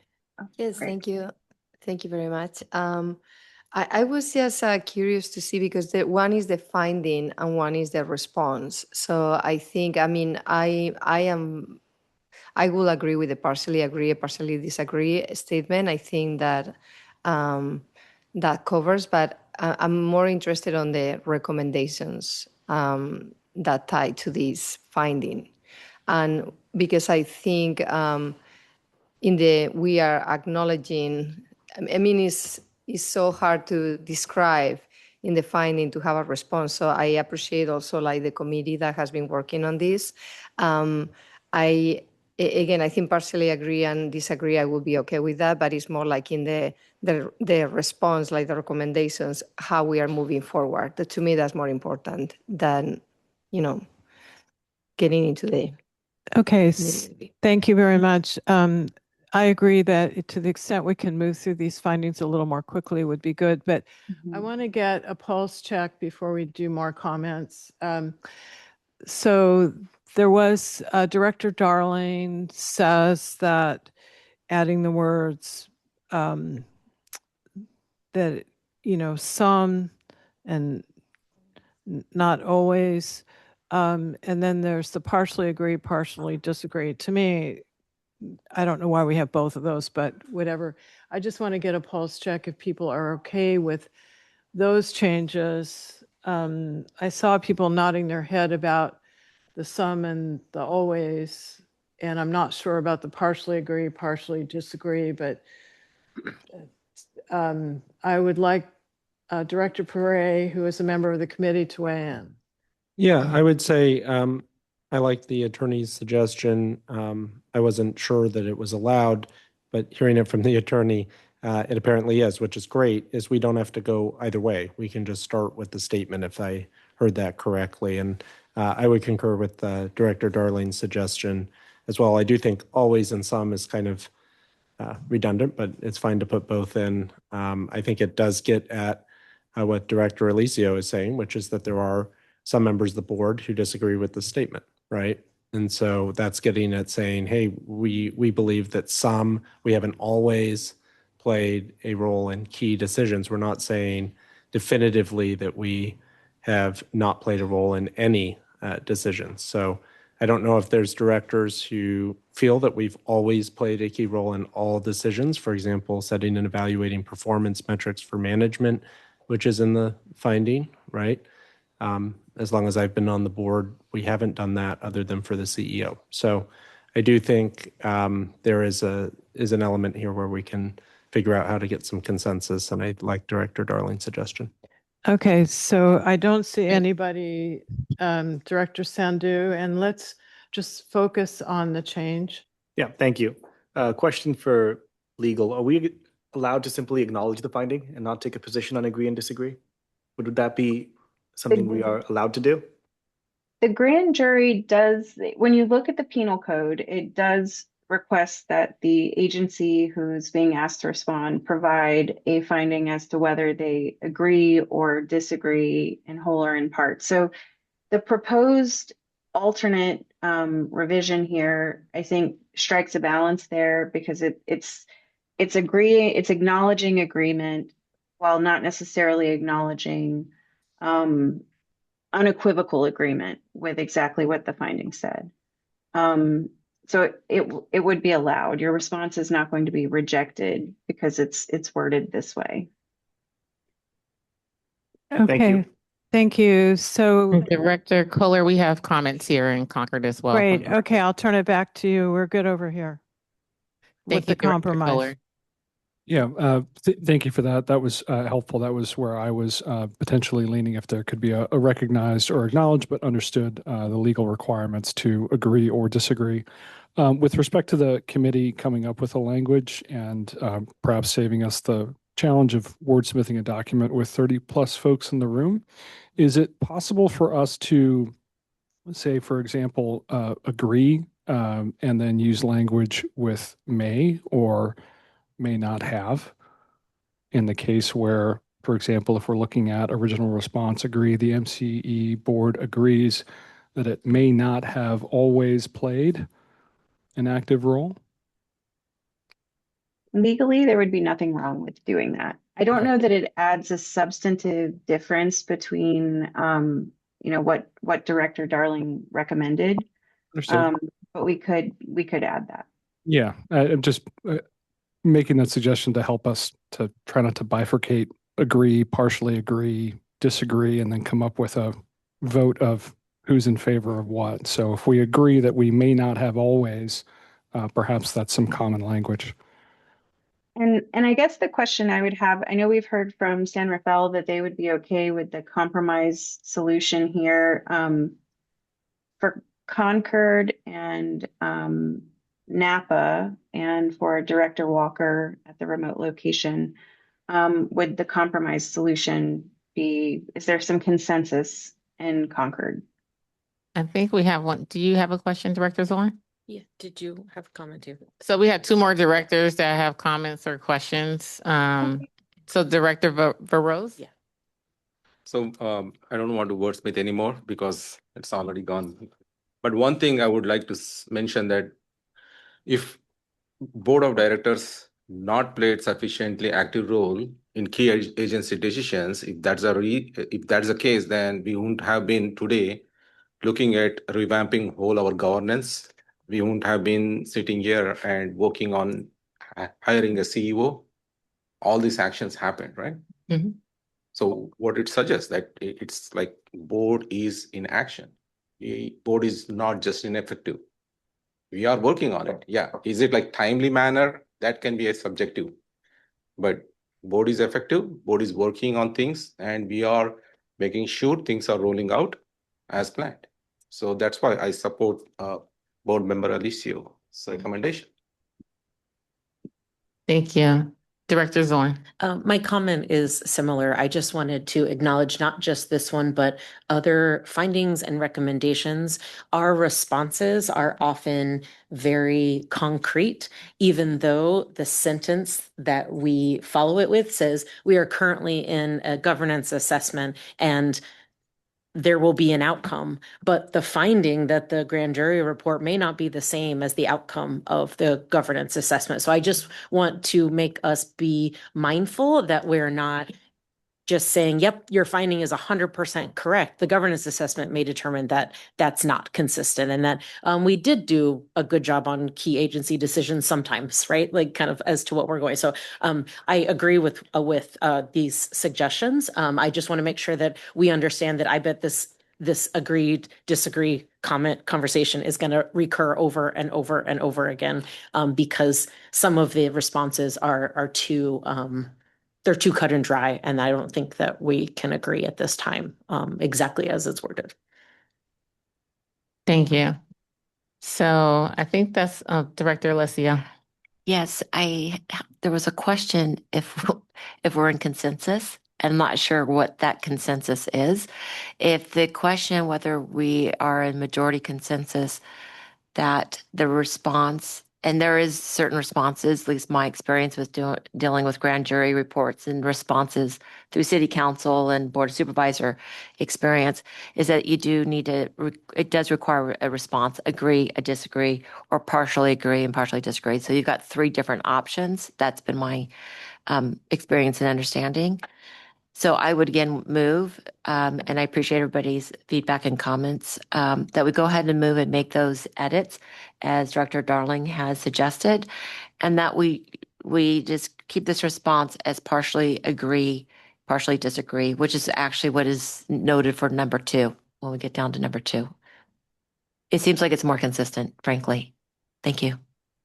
Thank you, Director Alessio. And so I believe, Bethany, you're trying to get a consensus. So I support Director Alessio and with the changes that Director Darling, I can hear the sentiment, like everyone works really hard. And I also understand the other side as well. Well, we may not have everything presented in front of us, but I believe each of the directors, whatever that's been presented in front of them, they have worked really hard on those items, those agendas items that have became before them as well. So I'm supportive of that recommendation Director Alessio and Director Darling has suggested.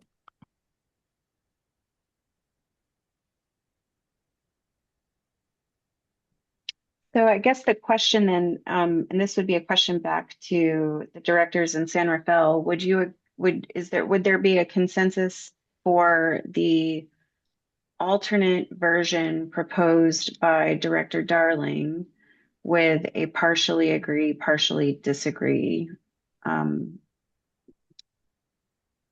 beginning? I think we already said that we were okay with that. Okay, just making sure. We'll just add that. So I think we have consensus on this and we will move on.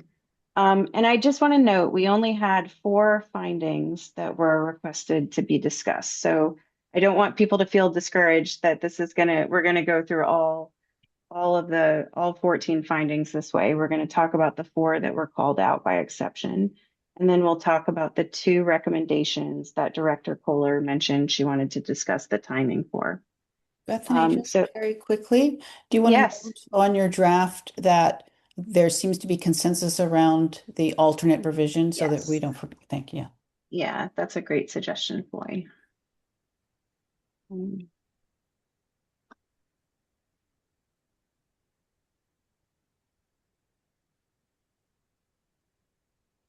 then the next one was finding number 2.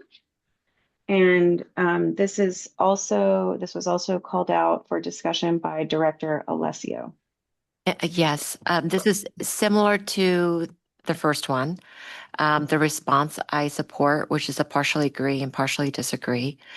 In terms of the first statement, I just want to add something to that. It says some members of the boards believe. And what I'd like to add is that, and some members of the boards don't believe that at times in the past, and so on and so forth. I can't, I don't think that we all believe, and maybe everybody does, but me believes that at times in the past, the board has not received adequate and independent legal advice. Personally, I believe we have.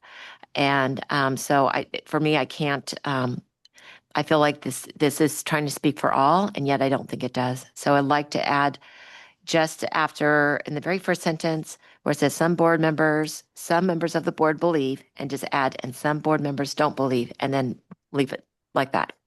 So small but important change. All right. San Rafael for comments.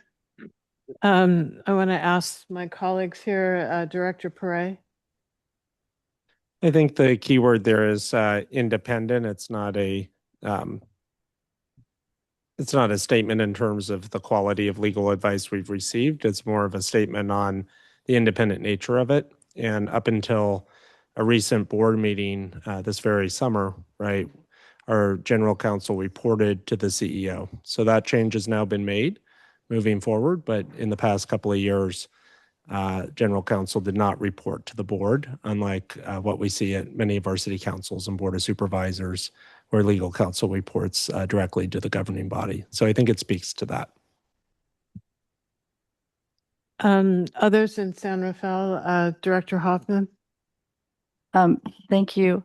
I think that it's grammatically, you're saying that only some members of the board believe that.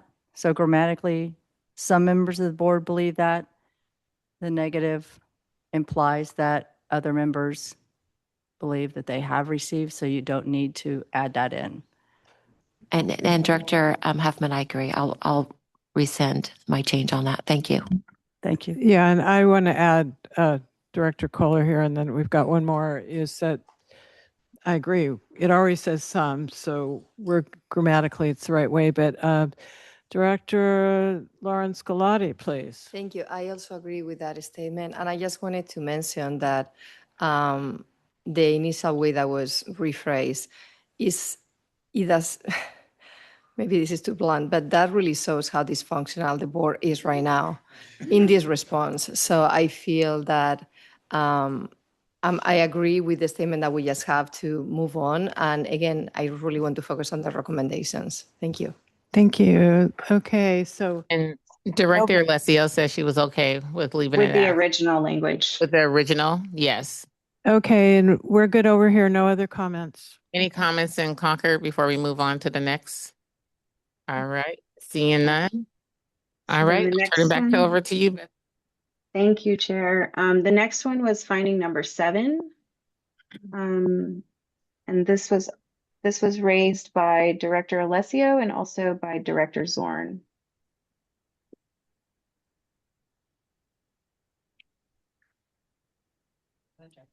I think I was asking recommendation 7. Hold on, let me make sure. Not finding 7. Okay. Make sure I'm Yeah, saying your the right thing. recommendation 7. Yeah. Okay. Sorry about that. No problem. So then Director Alessio. Thank you. Thank you, everybody, for putting up with me. I'm sure I'm becoming annoying, and I really don't want to be annoying to everybody. So on this one, again, I'd like us to consider moving agree to partially disagree. And what strikes me is in the finding, it talks about MCE's business operations. And operations is really the role of the CEO. Our role as a board is to have the oversight of the agency and the CEO and our legal counsel. But when it comes to operations, I don't see that as our core role. It's higher than that. It's a higher level than that. And I think that's sometimes where we get ourselves into trouble around here too. So again, all I ask is just to change it from partially agree to partially disagree. And that's all I would change. Thank you.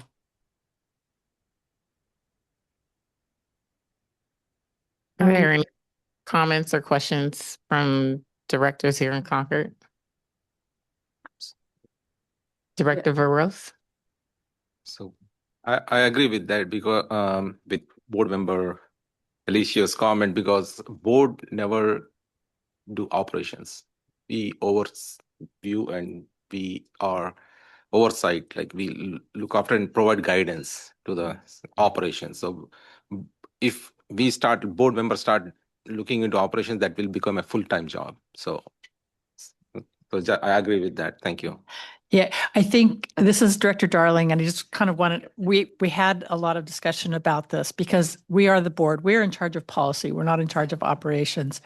And so we tried, when the findings got into criticizing us for not having greater operational, we tried to bring it back to, there are some things in our procurement, how we're procuring things that are not clear, and that we need to ask those responsible for those operations to have much better defined processes and procedures so that then we're confident. Because, when somebody goes out to bid and brings us the thing to approve, we're approving it based on the understanding that that process was following the procedures. And some of those procedures are are not as clear as they should be. And that's what we were focusing on, not an individual decision on a contract, but how contracts are being processed and what are the different levels. When do you have to go back out to bid, and what is the delegated authority? Yeah. In that case, can we say we disagree the way the question is constructed?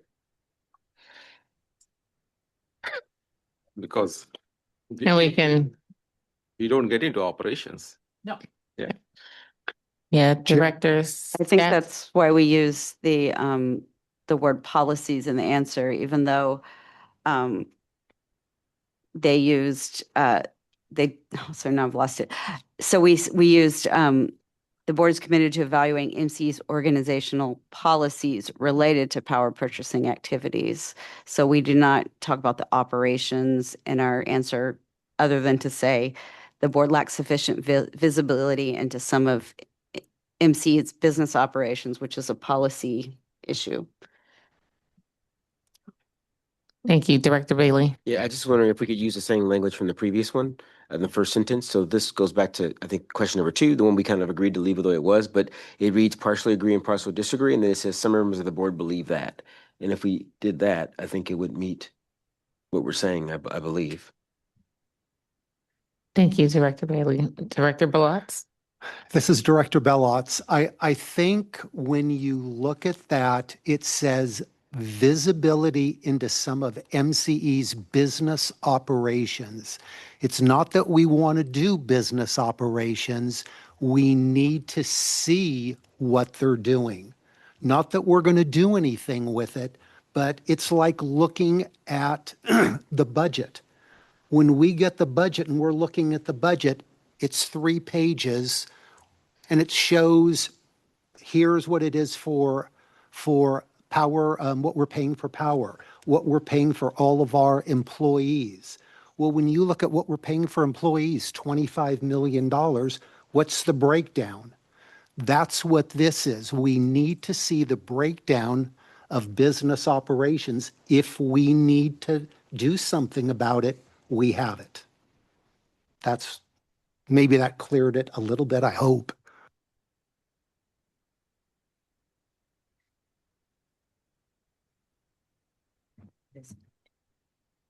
Are there other additional comments? directors before we move on to San Rafael?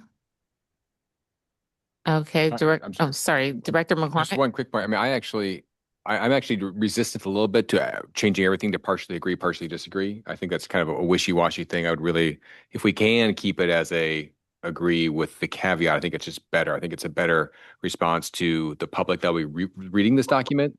I think, a bunch of partially that is just going to feel like we don't really, aren't acknowledging what is. So I personally, if we can do it, keep to the agree with, but then the context in which you're agreeing. I actually like Director Bellott's comment that if we're just talking about we agree that the business policy, we do need more visibility in. And I think a 3-page budget versus we all know the detail. We look at the budgets of all our cities and counties. We know we are used to getting a much deeper dive than what we get here. So I think we can say, yes, we're not getting the visibility of the policy part. So I mean, that would just be my kind of observation is it could be a slippery slope that every one of these things could have a partially agree, partially disagree, because there's probably somebody that doesn't agree with every single word. But I like if we can be a little more crisp and just acknowledge that, yeah, we can do better. I don't see anything wrong with that. And if I may, Director McCormick, I believe that was the balance that the ad hoc was trying to find with this particular response. And this is one that we spent a significant amount of time discussing, despite the fact that the recommended response was only 2 sentences long. We spent a lot of time talking about 2 sentences, and there was a lot of back and forth because of exactly what some of the directors pointed out, that the board perhaps should have greater visibility into operations. That doesn't mean that the board is going to be directing operations. And I do think as part of your review of your governance, one of the things you'll be looking at is how the board manages management. And so, I think I don't know how strongly some directors feel about the requested revision, but maybe if are there other directors in Concord who have additional comments, Madam Chair? Seeing none. Okay, what about in San Rafael? Okay, so I have Director Perret has been very patiently waiting. Well, great comments in Concord. I would concur with Director Bellotz's comment on the keyword being visibility, right? Just a little bit ago before this meeting, I got an email from our city manager recounting some operation decisions that he had made, some personnel processes that he has in place. I'm not making those processes. I'm not in charge of those as mayor and as a member of a council, but I have visibility into them. And so I think that's really what we're trying to get at here is what level of visibility do we need? Different board members could probably answer that differently, but I think generally I would imagine most board members would agree we could have additional visibility into some of these key areas. And the findings are specific, right, to contracted power purchasing agent and technical consultant, et cetera. So that's what we're trying to get at. We're not saying we're going to manage finances and be employees of MCE or get into operational personnel decisions beyond the CEO. We're just saying we want additional visibility into these key areas. Thank you. I'm looking around the room. Director Ryan has comments. Was that your finger? Sure, thanks. I would agree with Director Rolutz and Perret that we leave it. I think, again, sort of similar to my other comment, it's good to have a board position. It's not saying that everyone on the board disagrees or agrees. And I do want to point out that the finding itself talks about our visibility into the purchasing agent and the technical consultant. It does not talk about visibility into operations. So I thought that was worth mentioning. It just talks that the technical consultant does have influence over our operations. It doesn't talk about our visibility into the operations. So I think it's perfectly appropriate the way it's written. This is Director Alessio. Thank you for that clarity and everybody's feedback. I'm fine as is with agrees. I appreciate it. Okay, and I would say no one else. And I see Director Hoffman. Director Alessio said she was fine the way it is. That's fine, as long as that's fine. And I want to agree with that. I think our folks on the ad hoc have provided sufficient sort of background as to why it's written this way. Thank you. Because we had significant discussion in Concord, I guess my question is, can the folks in Concord, the directors in Concord, support the original response with Director Alessio's withdrawal of her request to revise this one? Yes, from my side, after listening to Board Member Billard's, it makes sense. So if it is just visibility, so I'm good with it. Thank you. I see a lot of shaking heads over here. So I think this item is good, or this finding is good. And just before we move on, I don't want to exclude Director Walker or Director Painter, but if I haven't heard anything from them, we will move on to the next one. Yes, I'm fine to leave as is. Thank you. Okay. And then the next one that Director Alessio requested that we discuss was finding number F8. Thank you. This is the last one, everybody. There was 14. There was 14. Well, we're here to do the job and do it thoroughly and be sufficient and all these things. So, back to what I was going to say. What was I going to say? So with this, let me just say there's 14 responses, and I know there was a comment saying we don't want to be wishy-washy by saying partially agree, partially disagree. For me, that's not wishy-washy. It's all about being accurate, that we agree on part of it, we disagree on part of it. And I find that's a sound response. Out of these 14, we have 10 agrees. So I don't think that I think we're being clear. And I think we can be clear with the other response to partially agree, partially disagree, which is what I like for consideration for this last request. Unless everybody illuminates me more and I disagree and go back to our original, to what was originally placed, which I've done twice now. So on this one, I want consideration for partially agree and partially disagree, because we and as it said, this was presented to the board at least twice, plus it was discussed in workshops over last summer.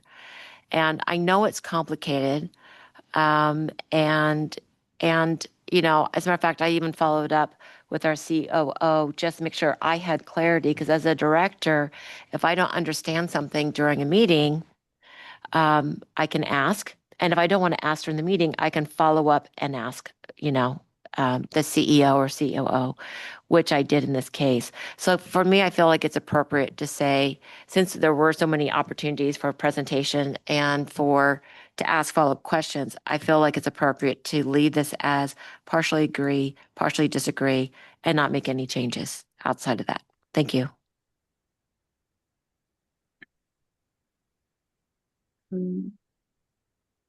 Any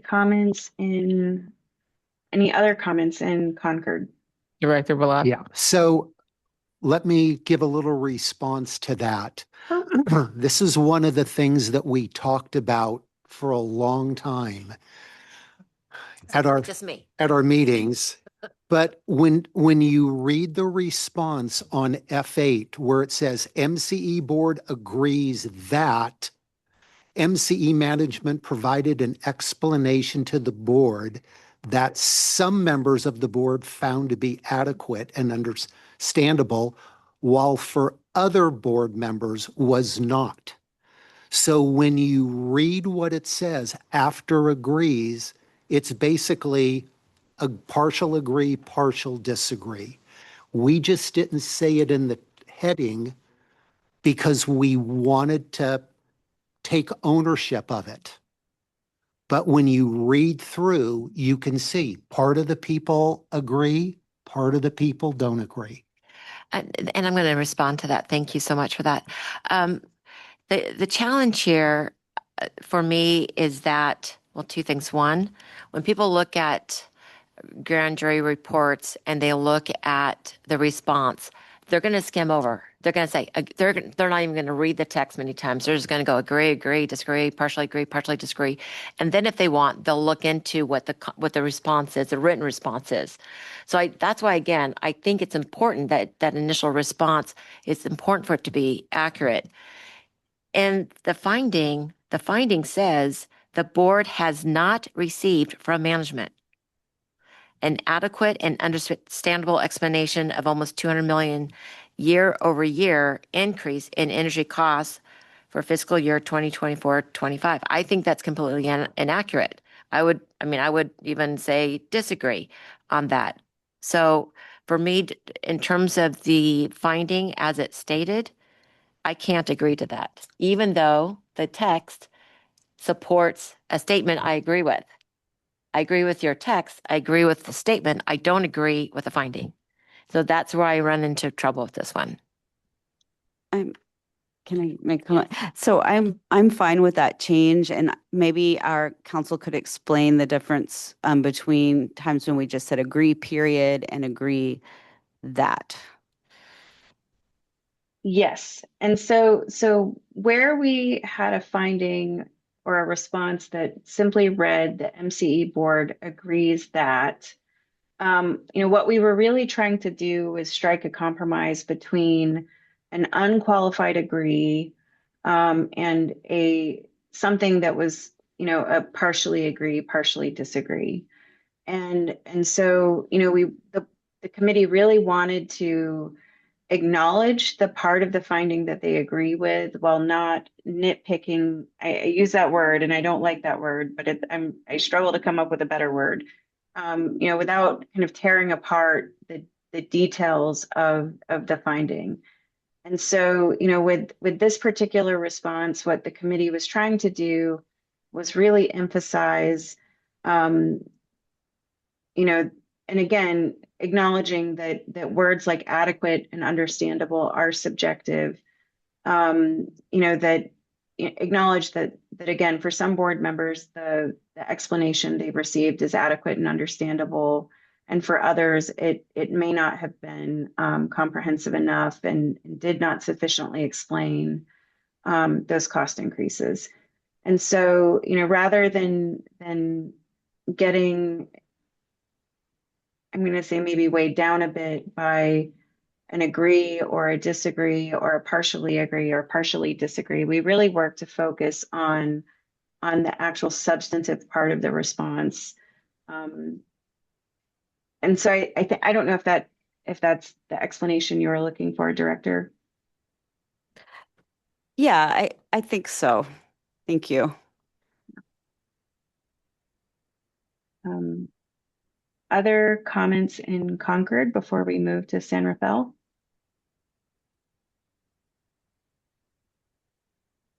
Right, San Rafael? Director Perret, did you have something to add? Okay, we have nothing to add here. Thank you. Would there be, I guess the question in San Rafael would there be a strong objection to adding the partially agree or partially disagree? And partially disagree while keeping the rest of the text the same? I see Director Hoffman wants to comment. I think I see the wisdom in the way that the original committee worded it the way that they did. And I think that I like the way that it's worded originally, and I would support keeping that language. I think that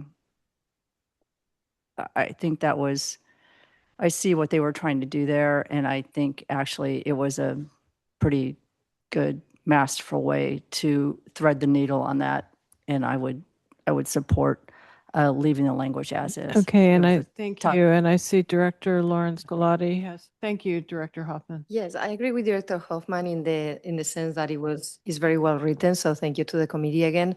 I can go either way, partially agree, partially disagree, or leave it as it is. My question is, why do we have to say partially agree and partially disagree?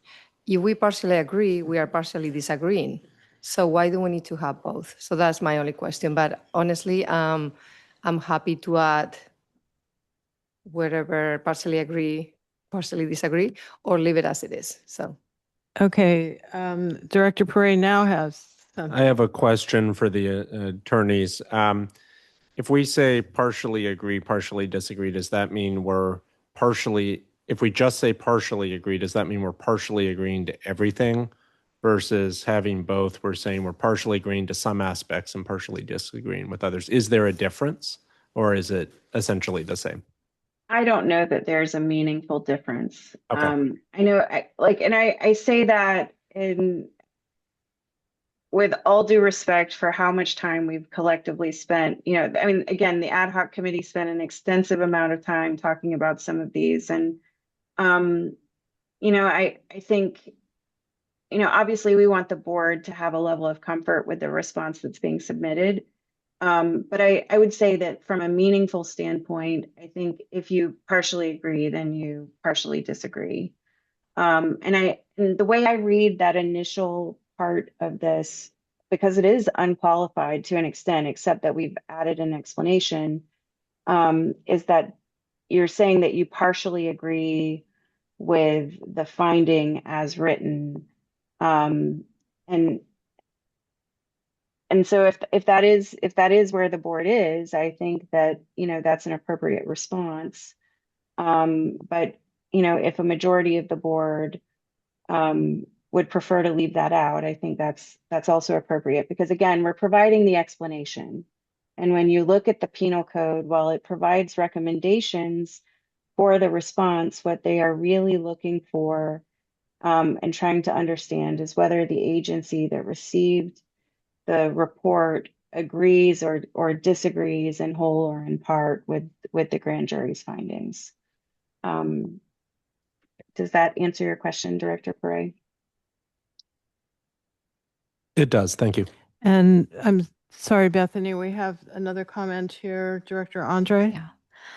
Hi. I think the part of the challenge here is you can either partially agree with the finding, meaning you agree that it's adequate, but it's not understandable, or that would be a partial agree.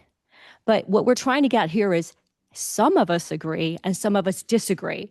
And some of us agree fully with the finding and some of us disagree fully with the finding. So it's not that we partially agree with the finding and partially disagree with the finding. It's we have groups of people that agree or they disagree. So I think the term, if we use partially agree, partially disagree there, that insinuates that we agree with some parts of the finding, but not other parts of it. But I don't think that's an accurate description of what's going on here. Yes. Okay. So I think the way it's originally drafted is the correctly describes where the board is on this particular finding. And I just want to make one recommendation. I have done way too many grand jury reports over the 13 plus years I've served on the council. And it's true that not everyone reads everything and some people will quote from certain parts, but the reality is, I think our ad hoc group did their darn best to try to craft a response that met the needs. And so I think leaving it as is makes sense to me rather than adding partially and disagree. Is the only thing I would say, if you want somebody to read it, that first sentence, just underline it. So maybe someone will read more than just agrees. And that would be my recommendation for a compromise, but we are anxious to move on to the recommendations, which I think are kind of the meat. And I know people have really spent a lot of time on this in Concord and really reviewed this, as well as our ad hoc committee and people in San Rafael. So just want to throw that out there. Otherwise, I think we're feeling, my sense by looking around the room, that we would prefer to stay as is, and maybe with underlining that first sentence, so maybe a few people would read it. Just a thought. Thank you, Director Kohler. So we're coming back to Concord to see if we can get to a point where we agree, or we're going to compromise somewhere. Yes, Director Zorn. I am sorry. I should have said this a couple of partially agree, partially disagrees ago.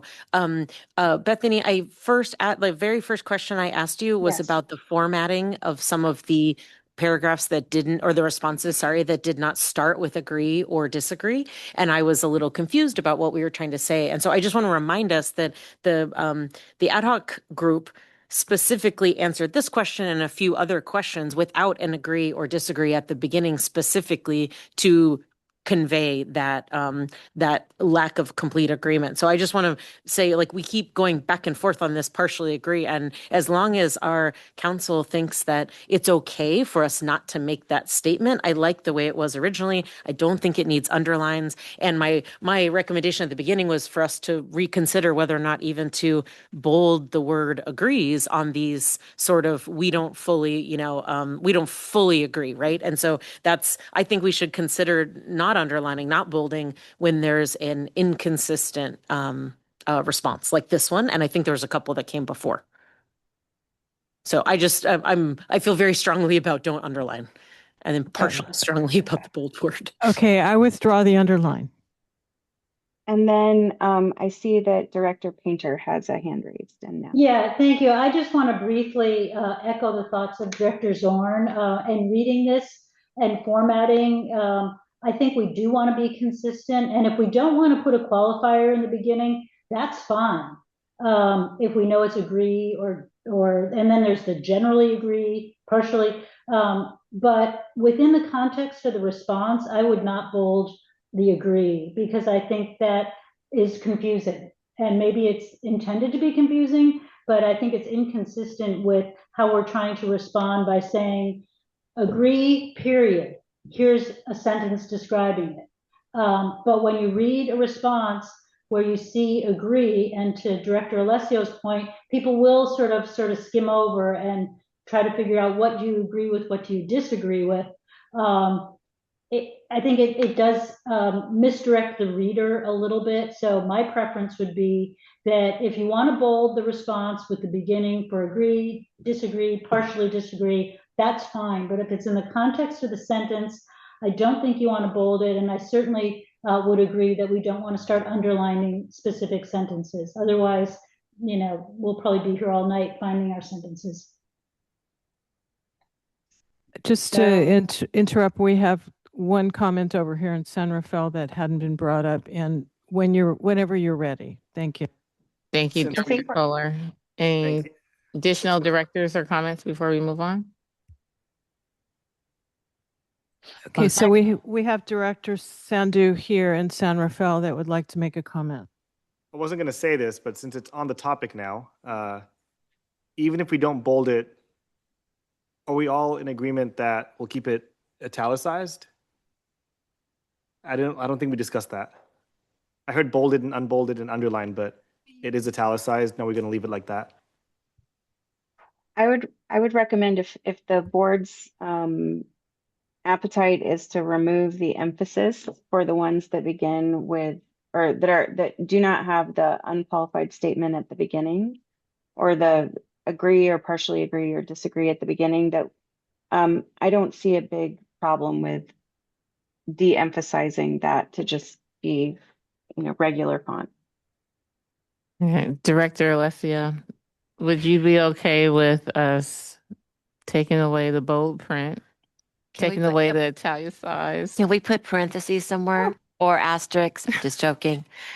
No, I kind of, I'm standing, I understand. I think I'm not sure where the entire board, what the entire board feels. I still find the finding is not a finding I agree with. It might not have been adequate in terms of their statement. I think the statement, again, the response that was provided by this extraordinary, committed, dedicated ad hoc committee with council provided is accurate. I don't believe the statement or their finding is accurate. And so it's hard for me to say I'm going to agree that the board has not received from management an adequate and understandable explanation of almost 200 million year-over-year increase in energy costs fiscal year 24-25, when I know that we received an explanation twice during meetings and once during a workshop. And there's always that option of asking questions or following up with staff. So, it's that for me, I'm splitting hairs is that I agree with the statement from the response. I agree with the response. I don't agree with the finding. And yet we start our response with the finding. And the finding is either agree, disagree, or partially thereof. So and I hope that makes sense for everybody. We don't need to keep grinding on this, but that's kind of where my position is. So if folks want to continue, if everybody wants to do the agree with the statement of the finding, which I think it's a false finding, then I'll go with the majority here, but I don't agree with that finding. Thank you. And what I would note is that the originally proposed response does not expressly agree with the finding as written. What it notes is that the board agrees that management provided an explanation, which they have, that for some board members was adequate and understandable, and for other board members was not. And I think that recognizes, again, I think you're hearing I think someone referred earlier to the committee is trying to thread the needle. And, I think this is certainly one of those findings for which the committee was trying to thread a needle. Because even within the committee, there was some disagreement as to whether the findings or the explanation was adequate and understandable for all board members. I don't know if that helps. Thank you. Thank you, Bethany. But there's also the responsibility of board members too, that if they don't understand something, that they ask and they find that out later on. I mean, that's part of our role as board members or board of directors. So again, I don't know, how do we distinguish what we're agreeing to? We're agreeing to the response that's written by the ad hoc committee while saying we're not agreeing to the finding, or are we partially agreeing to the finding? I would characterize this response as a partial agreement with the finding. Okay, then I'd like to leave it with that, do a partial agreement then. I think there was one other comment from a director in Concord. Hi, Arlene Cabada, Pittsburgh. I wanted to point out that in the response, it does say that some of the members, so to me, it's quite clear. And in the interest of moving forward, I would agree to keep it as is. But I mean, we've spent quite a lot of time on this, and we have to consider what we can be legally liable for if this does not pertain. But it does clearly say some of the members of the board, while others. So that's why I figure there's some kind of clarification there. Thank you. Thank you, Director Cabada. Should we move on to the recommendations? And we have 3 recommendations. Yes. So we have recommendations 7, 8, and 9. And Director Zorn had a comment about the response to recommendation number 7. Yes, thank you. I think we should bold the answer. And then I'm just kidding. I'm just kidding. I'm just kidding. The comment that I made at the very beginning applies here. Is that we are starting a governance assessment, and there is a recommendation based on the conclusion that may or may not come out of the governance assessment. So I just I took issue with the response that says the recommendation is currently in process. We may not come to the same conclusion that this grand jury report did, and so we may not actually, as an outcome of this governance assessment, do exactly what they're saying. So I just wanted to say that if we could say something that is I don't know, this recommendation is currently being evaluated as part of the governance assessment, period. And then if it comes up, because I think it shows up in a couple I of think other that's places good. too. Yeah. Yeah. If I may, for this one, so the recommendation was actually that the board should evaluate whether changes to the board's composition or access to energy expertise would improve oversight. And so evaluation of the makeup of the board is already part of your governance assessment. And so that is actually the reason why the response was worded the way that it is because the recommendation is that the board evaluate the makeup of the board.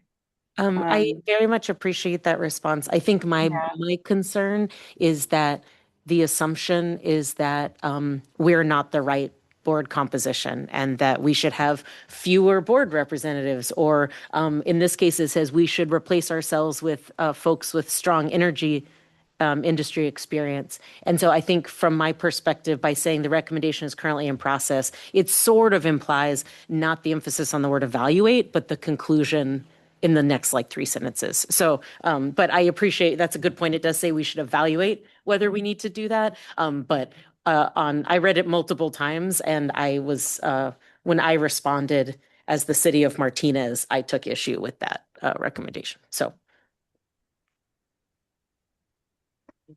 Let me try this, because I think this will clarify what Brianne is worried about. We're undertaking a governance assessment. We've retained consultants for improvement of the structure. The governance assessment may or may not include all the stuff, which is the technical term for it. But this, it sounds like you're looking for a statement that says it may include a smaller board, it may not. And perhaps if the consultant is on board, maybe they might have some wisdom to add to that. Consultant is still here. Are you feeling wise? I am bearing with you. It's been an interesting conversation. I don't know if this would work, but I would say the recommended evaluation is currently in process. Yeah, we could do that.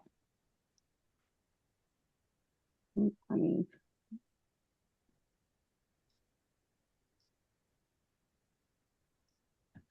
I just want to report that San Rafael is good with that. Thank you for that change. Thank you.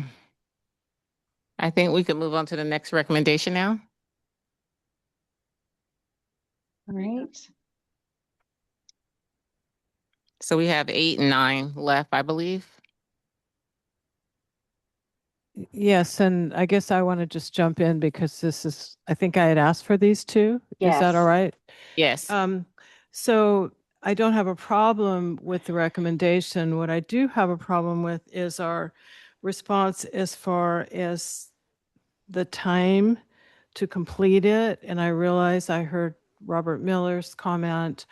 Having been on this board when all these policies were developed about procurement and what kind of mix we should have, it took some time.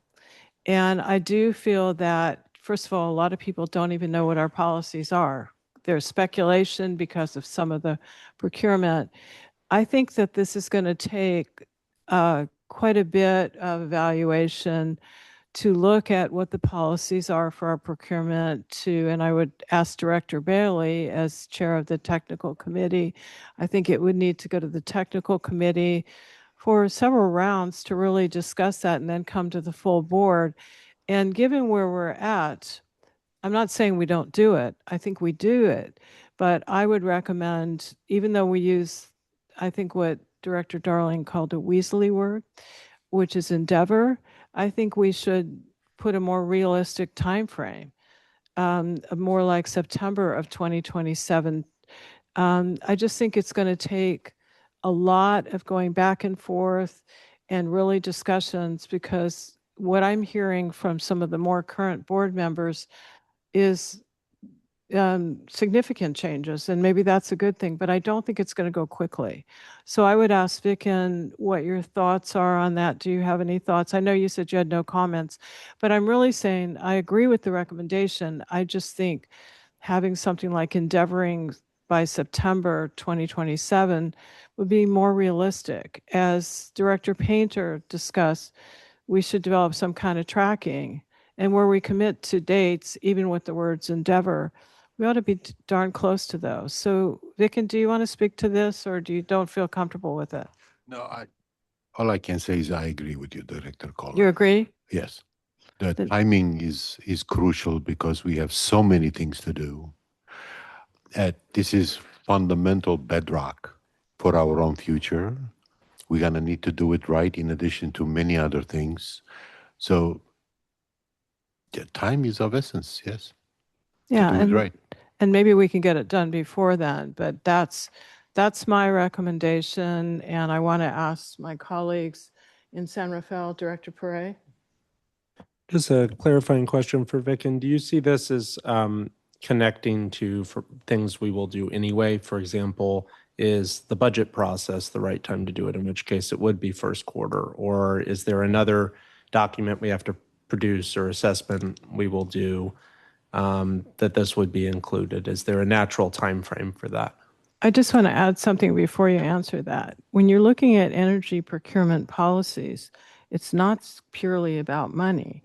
It's that we've had policies to buy PCC1 because they're bundled rather than unbundled RECs. There has been policies that have been sort of tweaked, no nuclear.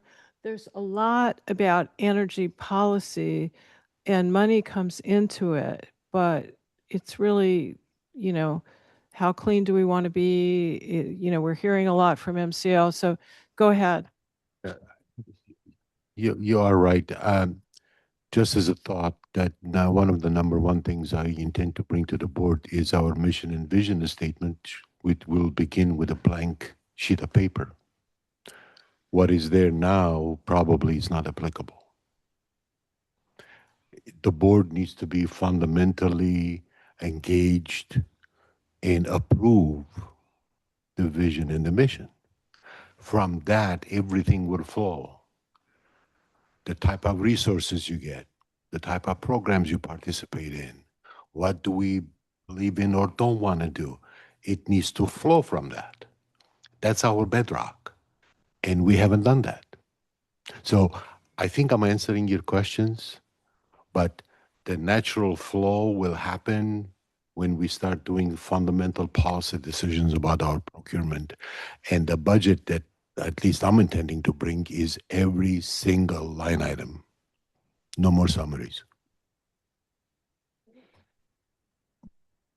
So possibly can we change it to, if everyone agrees, to third quarter or end of third quarter of 2027?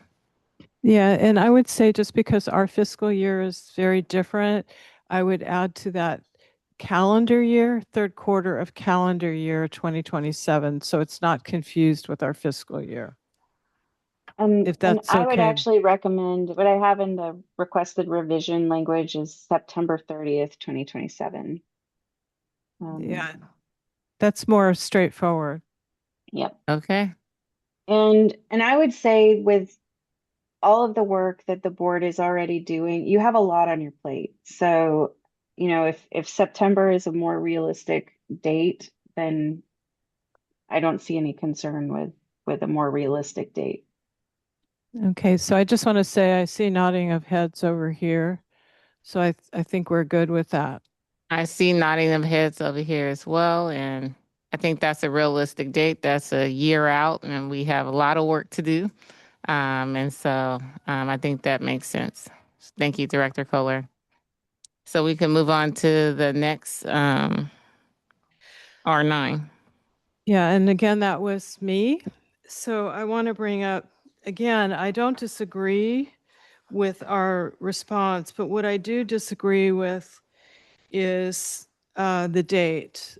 I mean, this recommendation is asking for impartial outside auditor, et cetera. I'm not sure that we're committed to that. I know we're committed to looking at a robust review of past energy contracts, but to say December 31st, when there are several years that we need to look at, again, I feel like we ought to be able to, put things out there we think we can actually do.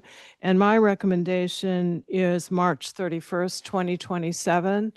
I feel that, again, I would ask Vicken his thoughts on that, but I think that isn't something that could be done. So, Vicken, do you want to respond to that? I agree. Okay, thank you. And it's really just, we have so much on our plate, and I agree we need to do this, but it's several years. So give us a few more months. So want to just And for clarification, this one is not suggesting that the review or an audit, a review of contracts would be completed by this date. It's simply that the board will consider whether to do a more robust review of past energy contracts. So and it would, yeah. I understand that, Bethany. I still think just give us a little time. Absolutely. And I saw nodding of heads over here, so I think we're good with that change in San Rafael. Perfect. In Concord, is that acceptable? Yes. Yes. Oh, wait. All right. Dr. Brown has a comment. I Okay. disagree with 2027. We've already committed ourselves to something in 2027, and I see with everything else going on right now, in terms of the world and everything going down, I really think that one should be till 2028. Why are we rushed? It'll be okay. Well, I think if you were to conduct the actual review, you would need much more time. So this is simply a discussion at the board level about whether the board even wants to go back and do a review of other contracts or contracts for previous years. I will say that with the original date of December, given that you have only 4 regular board meetings for the remainder of the year, and we know that your September agenda is pretty full. It might have been hard to get just even a discussion about whether to move forward with this within that time. But this isn't, again, this would not be a completion of a review of contracts by the state. It would only be a discussion at the board level of whether you should do additional review. So we're good over here in San Rafael. We're good over here. Oh, no, wait, Director Birdseye. I spoke too soon. Okay, so I'm looking at the recommendation number 9, R9, and it starts out saying by December 31st, 2026, the MCE board should hire an impartial outside auditor. So to me, that's really the crux of what we're talking about. And if we want to push that hiring of the auditor out to March or September, that's what we're talking about, not the complete review, anything. It's the hiring. So. Well, and again, with the recommended response, the response here does not actually agree to implement the recommendation of the grand jury. It's simply that additional analysis is required by the board. And so what I would anticipate if the board agrees to the either version, the original or the revised version, that sometime, let's say it's the revised version, that sometime between now and March of 2027, the board would have a discussion item on the board's agenda, in which the board would consider whether it wants to do a more robust review. And so if that's a decision that would require, consideration or a recommendation from an ad hoc, then, before it comes to the board, it might go to an ad hoc for a recommendation from the ad hoc, or one of the other committees. But this would only be for, we don't know yet until the board completes that analysis, whether the board agrees with the finding or the recommendation of the grand jury or not. So we're not agreeing with the recommendation. We're not disagreeing with the recommendation. We're just stating that the recommendation requires further analysis, and that we will complete that analysis by March 31st.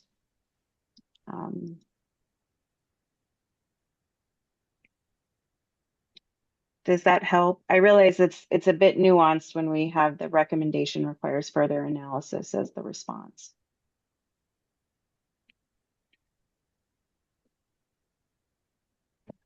This is Director Alessio. Thank you for that clarification, Bethany. Can we check in to see if that works with staff time too? Because we also know that we have the governance assessment, the implementation, the CEO search, the new CEO coming on board. So we have so many things to consider in terms of the timing. I want to make sure that we're sensitive to all those things, while staff is also doing the day in, day out efforts of MCE and all the requests coming from the board. It seems like March 2027 still might be tight with so many unknowns. Well, this Director Kohler over here, I did ask our acting CEO, Vic, and he said he agreed. I just want to ask you, this is really just having the discussion, deciding, and I don't think it's a question about conducting a robust review. I think we will do that, but the extent of it. So do you think March 31st is reasonable, given that here we are, it's close to September, and yes, we have a lot to do, but this is just bringing something to the board that I don't think would require a lot of staff analysis, but I would ask you as the expert. That sounds okay. Okay. Yeah. So he's good with that? Okay, thank you. Everyone's good with that? All right, everyone's good with that in Concord. Anything else from Napa or Director Walker? Nothing additional from here. Okay. No, I have nothing additional as well, except I just really appreciate, Bethany, how you described what that response is. And this is a recommendation that we're saying requires further analysis. I think that's what's really critical here. And trying to come back with some kind of a recommendation to the board, whether or not we should conduct a more robust review by March of 27 is what we're committing to in this response. Is that summarized correctly? And yes. Thank and you. we could change it to the board will endeavor to consider, but I don't know that we need to, since we're not actually going to, we don't have to complete anything other than just a decision about whether to do further review by that date.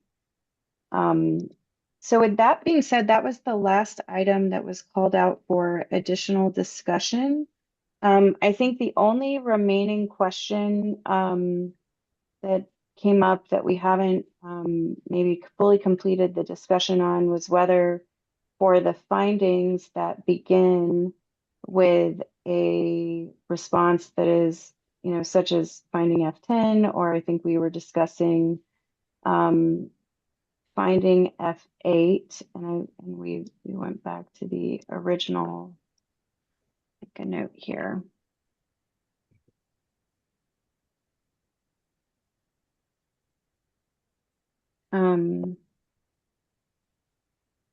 Whether to unbold the agrees. The purpose of that was simply to, and I'll just put it back in for visual purposes for the discussion, was so that, as opposed to a disagree, to make it very clear and more in the affirmative of which aspects of the finding the board does agree with.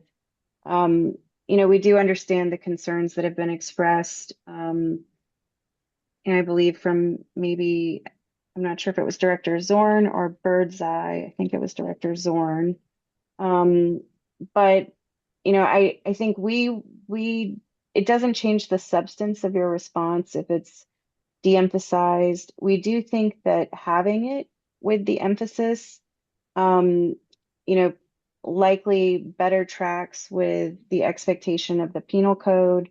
But again, I think it's unlikely that the civil grand jury would reject a response, especially a response that has had this much work put into it, because we didn't have something in bold or italicized. So with that being said, are there strong opinions about that and any of the locations? I know that. Go I ahead. just have a question for Director Zorn. Would it help if that was bolded as well? No, my general feeling, this is a feeling statement. My general feeling, when you read the cover letter, I didn't mention it at the beginning, was that we one of the sentences says, we take full ownership of everything that's going wrong. That's the sentence we made. And then later there's lots of findings that say you've done this wrong, or you need to do this better, or you need to do this differently. And if we're constantly saying agree, even if it's a partial agree, that was where I was having some issues. And so I'm not concerned. If the rest of the group feels okay with it, then I'm okay with it.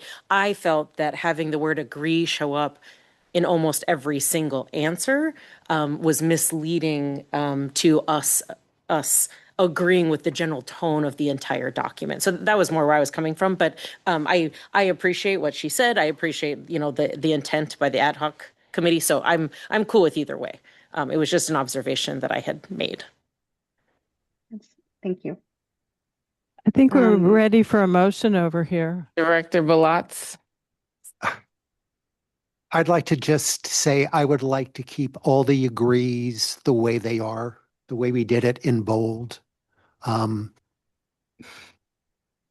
We've put a lot of work into this. We've gone over everything a lot of times, and we come back to splitting hairs. So I'd like to leave it the way it is. Okay.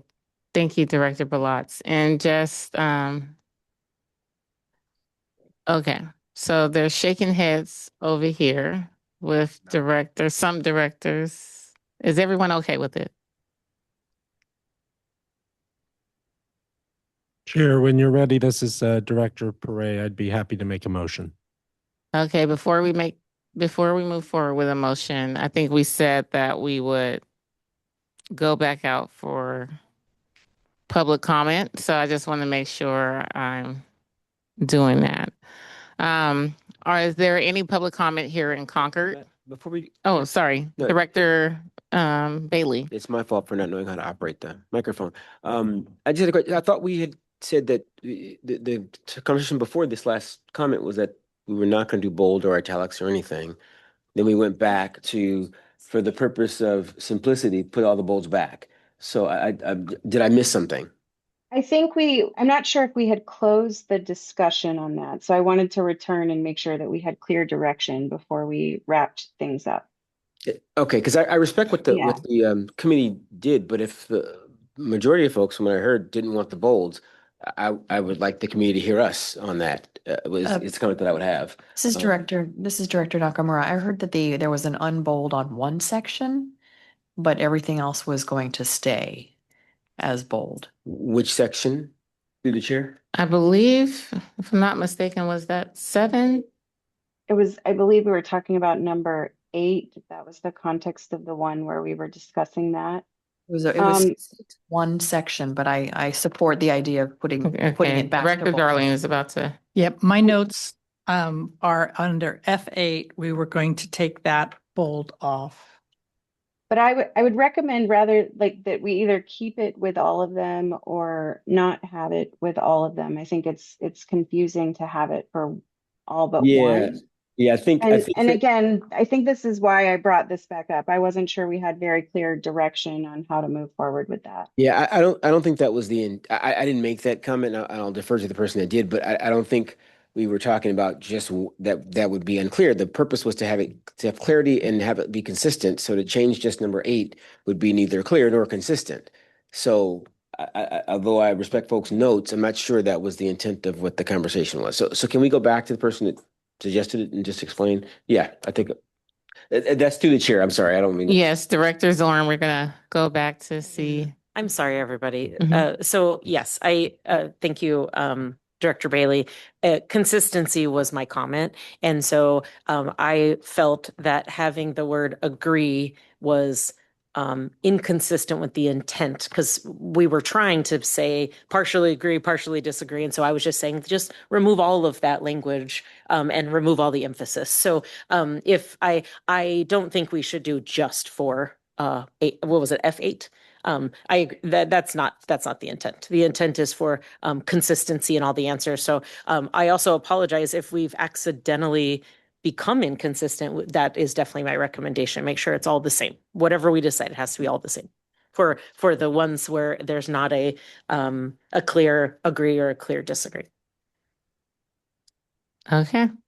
Chair, if I Yes, may. Director Lucio. So I'm just to wrap this up, I also agree with the bold agrees or whatever, because that ties into the finding and the number of the finding.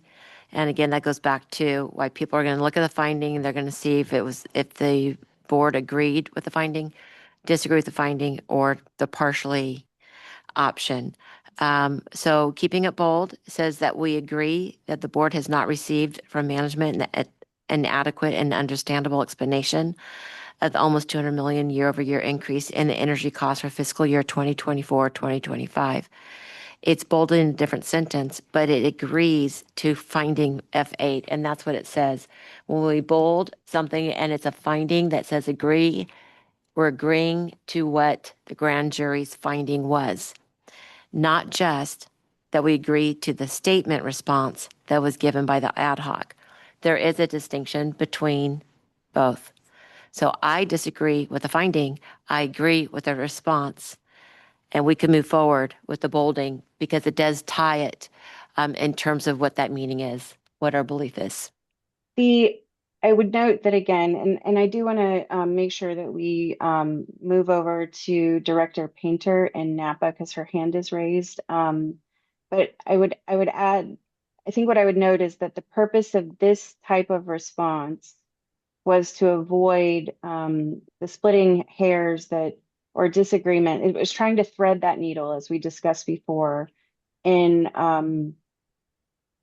understanding that there was both disagreement within the ad hoc and that there would likely be disagreement at the board level regarding the response to this. And so the agree that the type of response was really intended to specifically acknowledge the portion of the finding that the board agrees with without conceding agreement with the entire finding as written. And so that is why the explanation is embedded in the sentence that includes that initial statement that the board agrees. It's not that the board agrees with the finding, it's that the board agrees that MCE management provided an explanation that was adequate and understandable for some board members and for other board members was not. Does that help? Well, I'm not trying to make it more confusing, but I want to make sure that that intent is clearly conveyed. If we can, again, being consistent with how the formatting was and the responses were with the previous findings. For example, finding 5. 7. It says finding 5, the response. It says the response. It has bolded whether we agreed or didn't agree or partially agreed. In 5, it was a partially agree, partially disagree. And then it went through and it gave the context of the response from this board.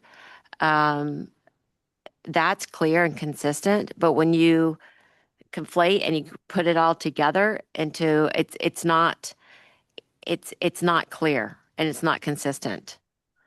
So, looking back, number 2 response, it's very clearly bolded, partially agree, partially disagree. Number 1, agree, and then the response. So I think what I'd like, again, going back to 8, is I like to have what our response is in terms of agree, disagree, or partially agree, partially disagree, which is what I'm hoping for on 8.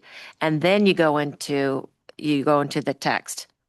But to leave that part out that clearly ties to whether we agree or disagree or partially thereof to the finding, and trying to fold that in. I understand what you're trying to do, but it's not clear and it's not accurate Madam Chair, or consistent. I think we're going. We're going backwards. I think Yeah, is what Yeah, Director we're Bailey going- was about to say. Yeah, again, I think the discussion was over highlighting and not highlighting, and I think we've kind of heard different opinions on that. But yeah, I don't want to go back and well, I shouldn't say what I don't want to do. I'm not sure it's productive to go back and redo the other pieces. I was trying to bring clarity to what we already agreed to. I don't know if we agreed to then remove the highlights did we want to bold, or are we saying we don't want to bold? Just so I know how we're doing on that. We're going to stay consistent. So it sounds like we're going to vote because that's the way it was before. It sounded like there were more people that supported the way it was originally than my recommendation. So I I rescinded that. Okay, thank you very much. Okay. And so I just want to also And Madam mention Chair, oh, go ahead. Yeah, I just want to mention the time because we're at 9:30 and almost 10 o'clock. So I just want to share that with directors.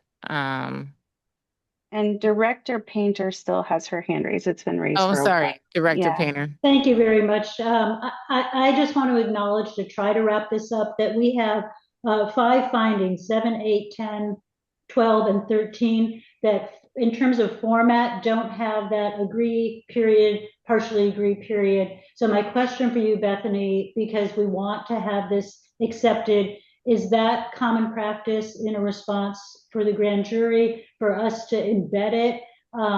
Should we be concerned about that? Does that formatting make a difference?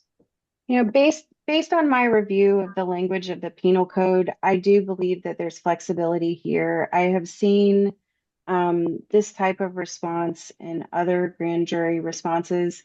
Of course, the reality is that every civil grand jury is a little bit different. But again, I think it would be unlikely for the civil grand jury to reject this response because it's missing something like this at the beginning, as long as we have provided an explanation of the board's position on the finding, which when you look at those findings that you just called out, they do express the board's position with respect to the finding. Okay, well, that to me is what is important, because I think a lot of the confusion that you're seeing, and I think Director Zorn initially started this by saying the formatting is confusing to me, was because some of the responses included that initial statement and some did not. My goal, of course, I think maybe all of our goals, is that we provide something that's clear, that's direct. I think the language is good, but we want it to be accepted as well. So if you feel that that's consistent and could be accepted, that those 5 findings don't begin with that qualifier, then I think we just need to be consistent with the 5 of them. And if you look at them, they all have bold and italicized agrees, that we leave it the way the committee has proposed. We agree over here, and we'd like to move on to open for public comment. So I think we're going back, which is what Director Bailey kind of talked about. So I hope we can go to public comment and wrap this up, since we are getting close. All right. So we're going to move into public comment. Do we have any public comment from Concord? We have one public comment.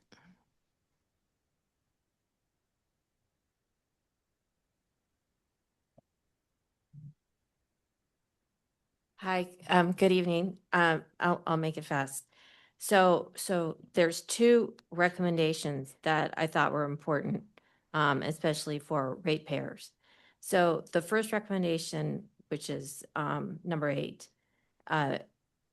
it says by December 31st, 2026, the board shall review and assess the value to ratepayers of certain costly contracts that may serve primarily to allow MCE to claim a higher renewable power content label. The response in the following paragraph, it's focusing on policies. The board should review and assess the value to ratepayers of MCE's energy procurement policies, including policies for contracts, blah, blah, blah.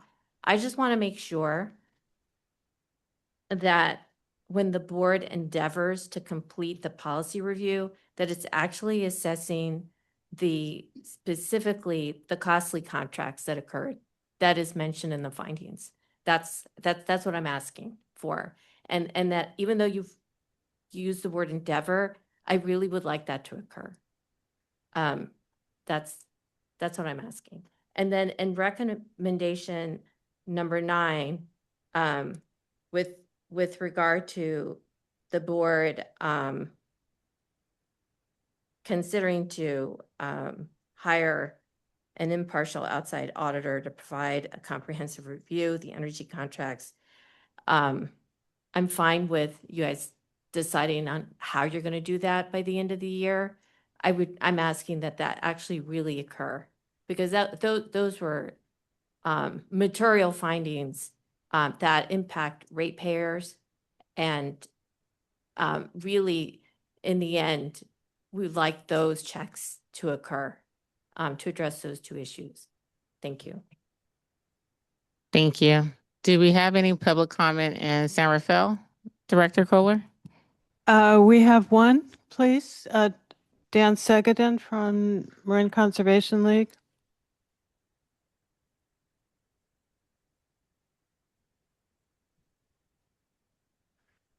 Good evening again. I'll keep this short. I'm going to focus on R8. I'm focusing on that because, as was just mentioned, these are costly contracts. You're spending a lot of money every week. We don't know the exact renewal rate. It hasn't been disclosed. But we think it's disrespectful to ratepayers and the public input you've gotten to say, well, let's push that back to September 30th, a whole year before you evaluate this. That just seems a bit crazy to us, especially when we wrote a memo about this at the beginning of the year so that it could be incorporated in last year's budget process. That didn't happen. But suffice to say, we think that timeframe is completely unreasonable. We would like to see this stick to by December 31st, that you will try to evaluate these contracts. And let me just say, you're on the way. You've had 2 procurement workshops. We discussed this in detail, the issues around these Index Plus contracts. We're going to have another procurement workshop on August 25th or whenever the day is. We're going to be talking about the policy related to those at that time. Why you would then take another year to come up with what you want to do with these contracts, I just think is a bad look for this board. It's a bad look. We can do this. You can get this done. If you haven't looked at the procurement workshops, you should look at them. You should participate in the August 25th workshop, and you will see that this isn't that complicated. You could come up with a policy very quickly, and certainly by December 31st, and we strongly disagree with the September 30th date. Vicken said time is of the essence on these contracts. He needs guidance. He needs guidance on procurement. The policies are driving 90 to 95% of your costs. He seems ready to move. What is this board doing? We disagree with the date. We request respectfully that you change it back to December 31st, the original date for R0. Thank you very much. Thank you. Do we have any additional public comment in San Rafael? I see none, Madam Chair. Any public comment via Zoom, Madam Clerk? I see no raised hands online, Chair. Okay, we are bringing it back to the board. And I see one hand raised in San Rafael, Stephanie Andre. Thank you. I just want to say that I appreciate the public comments, and I have been attending all the procurement workshops, and I agree with the public comments. I think we, as a board, can have a discussion. TechCom has been talking about this.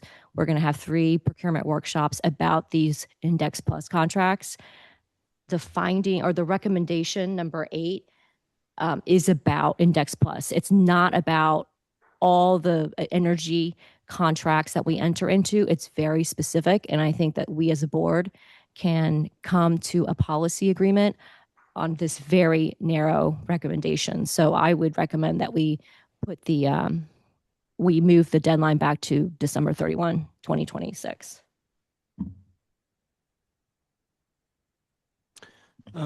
Vicken, do you feel like, what do you feel like the most reasonable amount of time is to do this and to do it justice, right? And to bring it to different committees, et cetera, ahead of bringing it to the board? September seems far off, but December seems really soon. So what's the right, what's the right time frame there? Appreciate the comment and the input. And in my mind, I'm looking at all the interdependent yet individual things that are connected to each other, that our intent is to bring all of it to you. We can bring to you in a policy decision next month saying no more Index Plus deals, because long-term power contracts are already satisfying what we need at a minimum level, and we're done.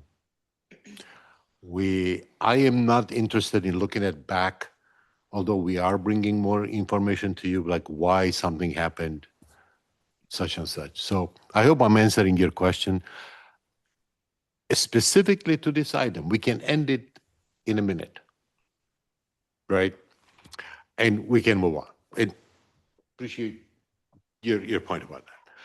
But if my intent was to bring a comprehensive look at total policy on how we do procurement with all the interdependencies on moving objects. So I can keep it simple, right? And just say, no more Index Plus, we're done. We can move on.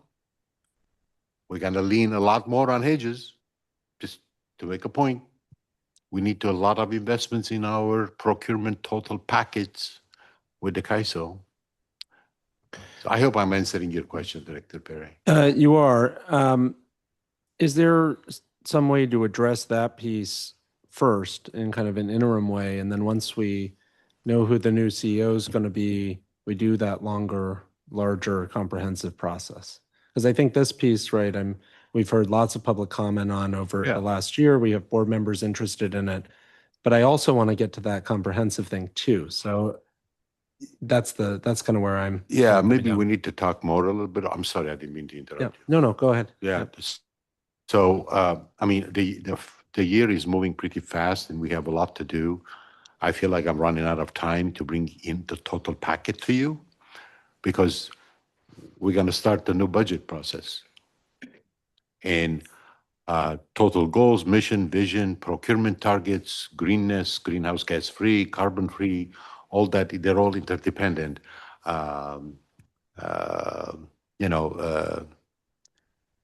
Resource shuffling, no steel in the ground. In the meantime, be cheaper than PG&E. Oh, it can't be. So these are all interdependent. I want to just add that although Director Andre says this is PCC1, this is talking about certain costly contracts. Is it just PCC1 or is it more? And that's the way I read it, that it's broader than that. So that's why I was pushing for a longer time frame to complete an analysis of our power procurement, what we're doing, what we're picking, It's not just PCC1 in my mind. May I, Director? In my mind, when I agreed with you about the total, it in my mind is the total packet. But our intent is to bring, like you were mentioning, Director Perea, on some incremental low-hanging fruits to the board in getting us back on track on what we need to do.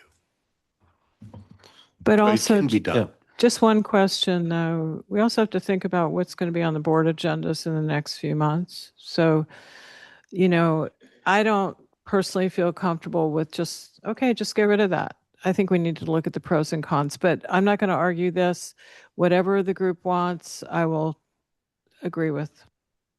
So Vicky, I think the question is, what is the soonest, I guess? So what's reasonable, in terms of timeline? So if September is a year, is that reasonable? Or if you and the team was able to get it done a little sooner, like Q2, would that be considered reasonable? Sure. Yes. No, I don't want you to say sure. No. Well, I actually want you to again, give me an honest no, answer. I think the directors are looking for like an honest answer, just because we understand that there is a lot of things that you and the team have going on, and all the directors are working on to do our best to move forward. And so I think we're just looking for an honest answer so we can vote and move forward. No, I didn't mean to come across like that. We do need to have enough approval from the board on policy matters to put the right budget in place with the right rates. So we should have quite a bit of this done. A lot of it's done by March, but not the whole packet. That would require further amendment from the board. Madam. So could we change the wording to say by, like we may get some completed and we're working on it, working our way through these things, but the full package will not be completed until by the end of September. Madam Chair, if I Yes, if I could Director Bailey. Yeah, if I think we keep the date that we had earlier, the later date, and if staff can do it tomorrow, we'll have it tomorrow. Why would we lock ourselves into something we can't do? I think that we have a competent interim or acting CEO, and he's having a difficult time answering the question because we're asking a question that's a difficult answer. So I think give ourselves the time, and if we can get it done tomorrow, we'll have it done tomorrow. Okay. And I say we, the team, because we get to sit here. They have to do the doing. Thank you, Director Bailey. Does everyone else feel that way here in Concord? Yeah, I agree with that. Thank you, Dr. Bailey. This is Director Alessio. I just want to acknowledge that we're hearing from public comment. We know that being, we're stewards to what the rates are, and that is important and one of our priorities and within our mission. And so, I know that the staff is a hardworking staff, hardworking leadership, and they will do this as quickly as they possibly can. I think giving them a little bit of margin and time to do this is very reasonable. And if they can have it done even sooner, then that's great. And I think they'll try to achieve it as quickly as they can. So I just want to add, in San Rafael, I see folks nodding their head that they're okay with staying with it, given what was said, and thank Director Bailey for your comments. Thank you. So I believe we had a motion on the table from Director Perea. He didn't actually get to make it yet, but I think he's ready. Okay. I'm ready. I would move to approve with the changes agreed to in this discussion this evening, the grand jury response, including the cover letter. Alessio, second. Thank you. All right. So motion made by Director Perry, seconded by Director Alessio. Madam Clerk, can we please call roll? Belvedere, Yes. Benicia, Yes. Concord, Yes, and with thanks to the committee. Contra Costa County, Yes. Puerto Madera, Yes. Danville, Yes. Fairfax, Yes.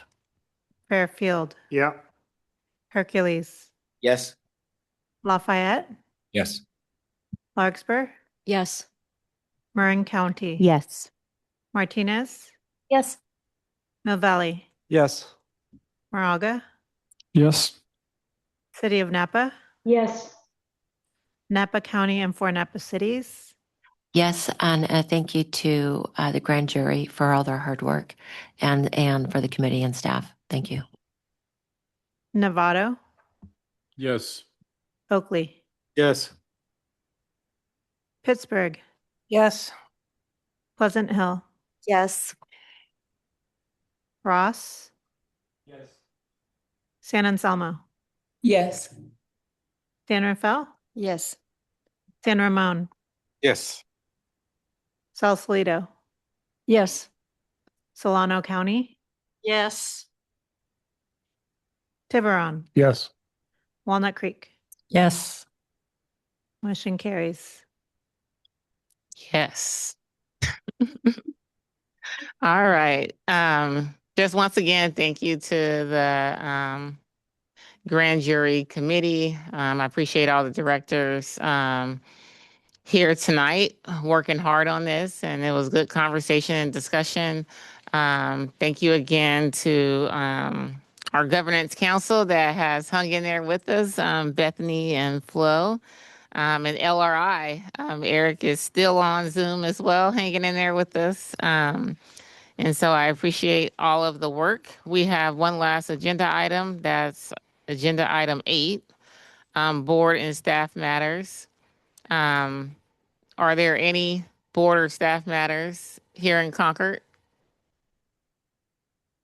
Director Brown. Oh, I just had a point of personal privilege. We're talking about everything. I just need to share with you what's happening in Solano County. If you get Cal Matters, it came out yesterday. They did a wonderful looking at our billionaires that have come over and taken over the land in Solano County.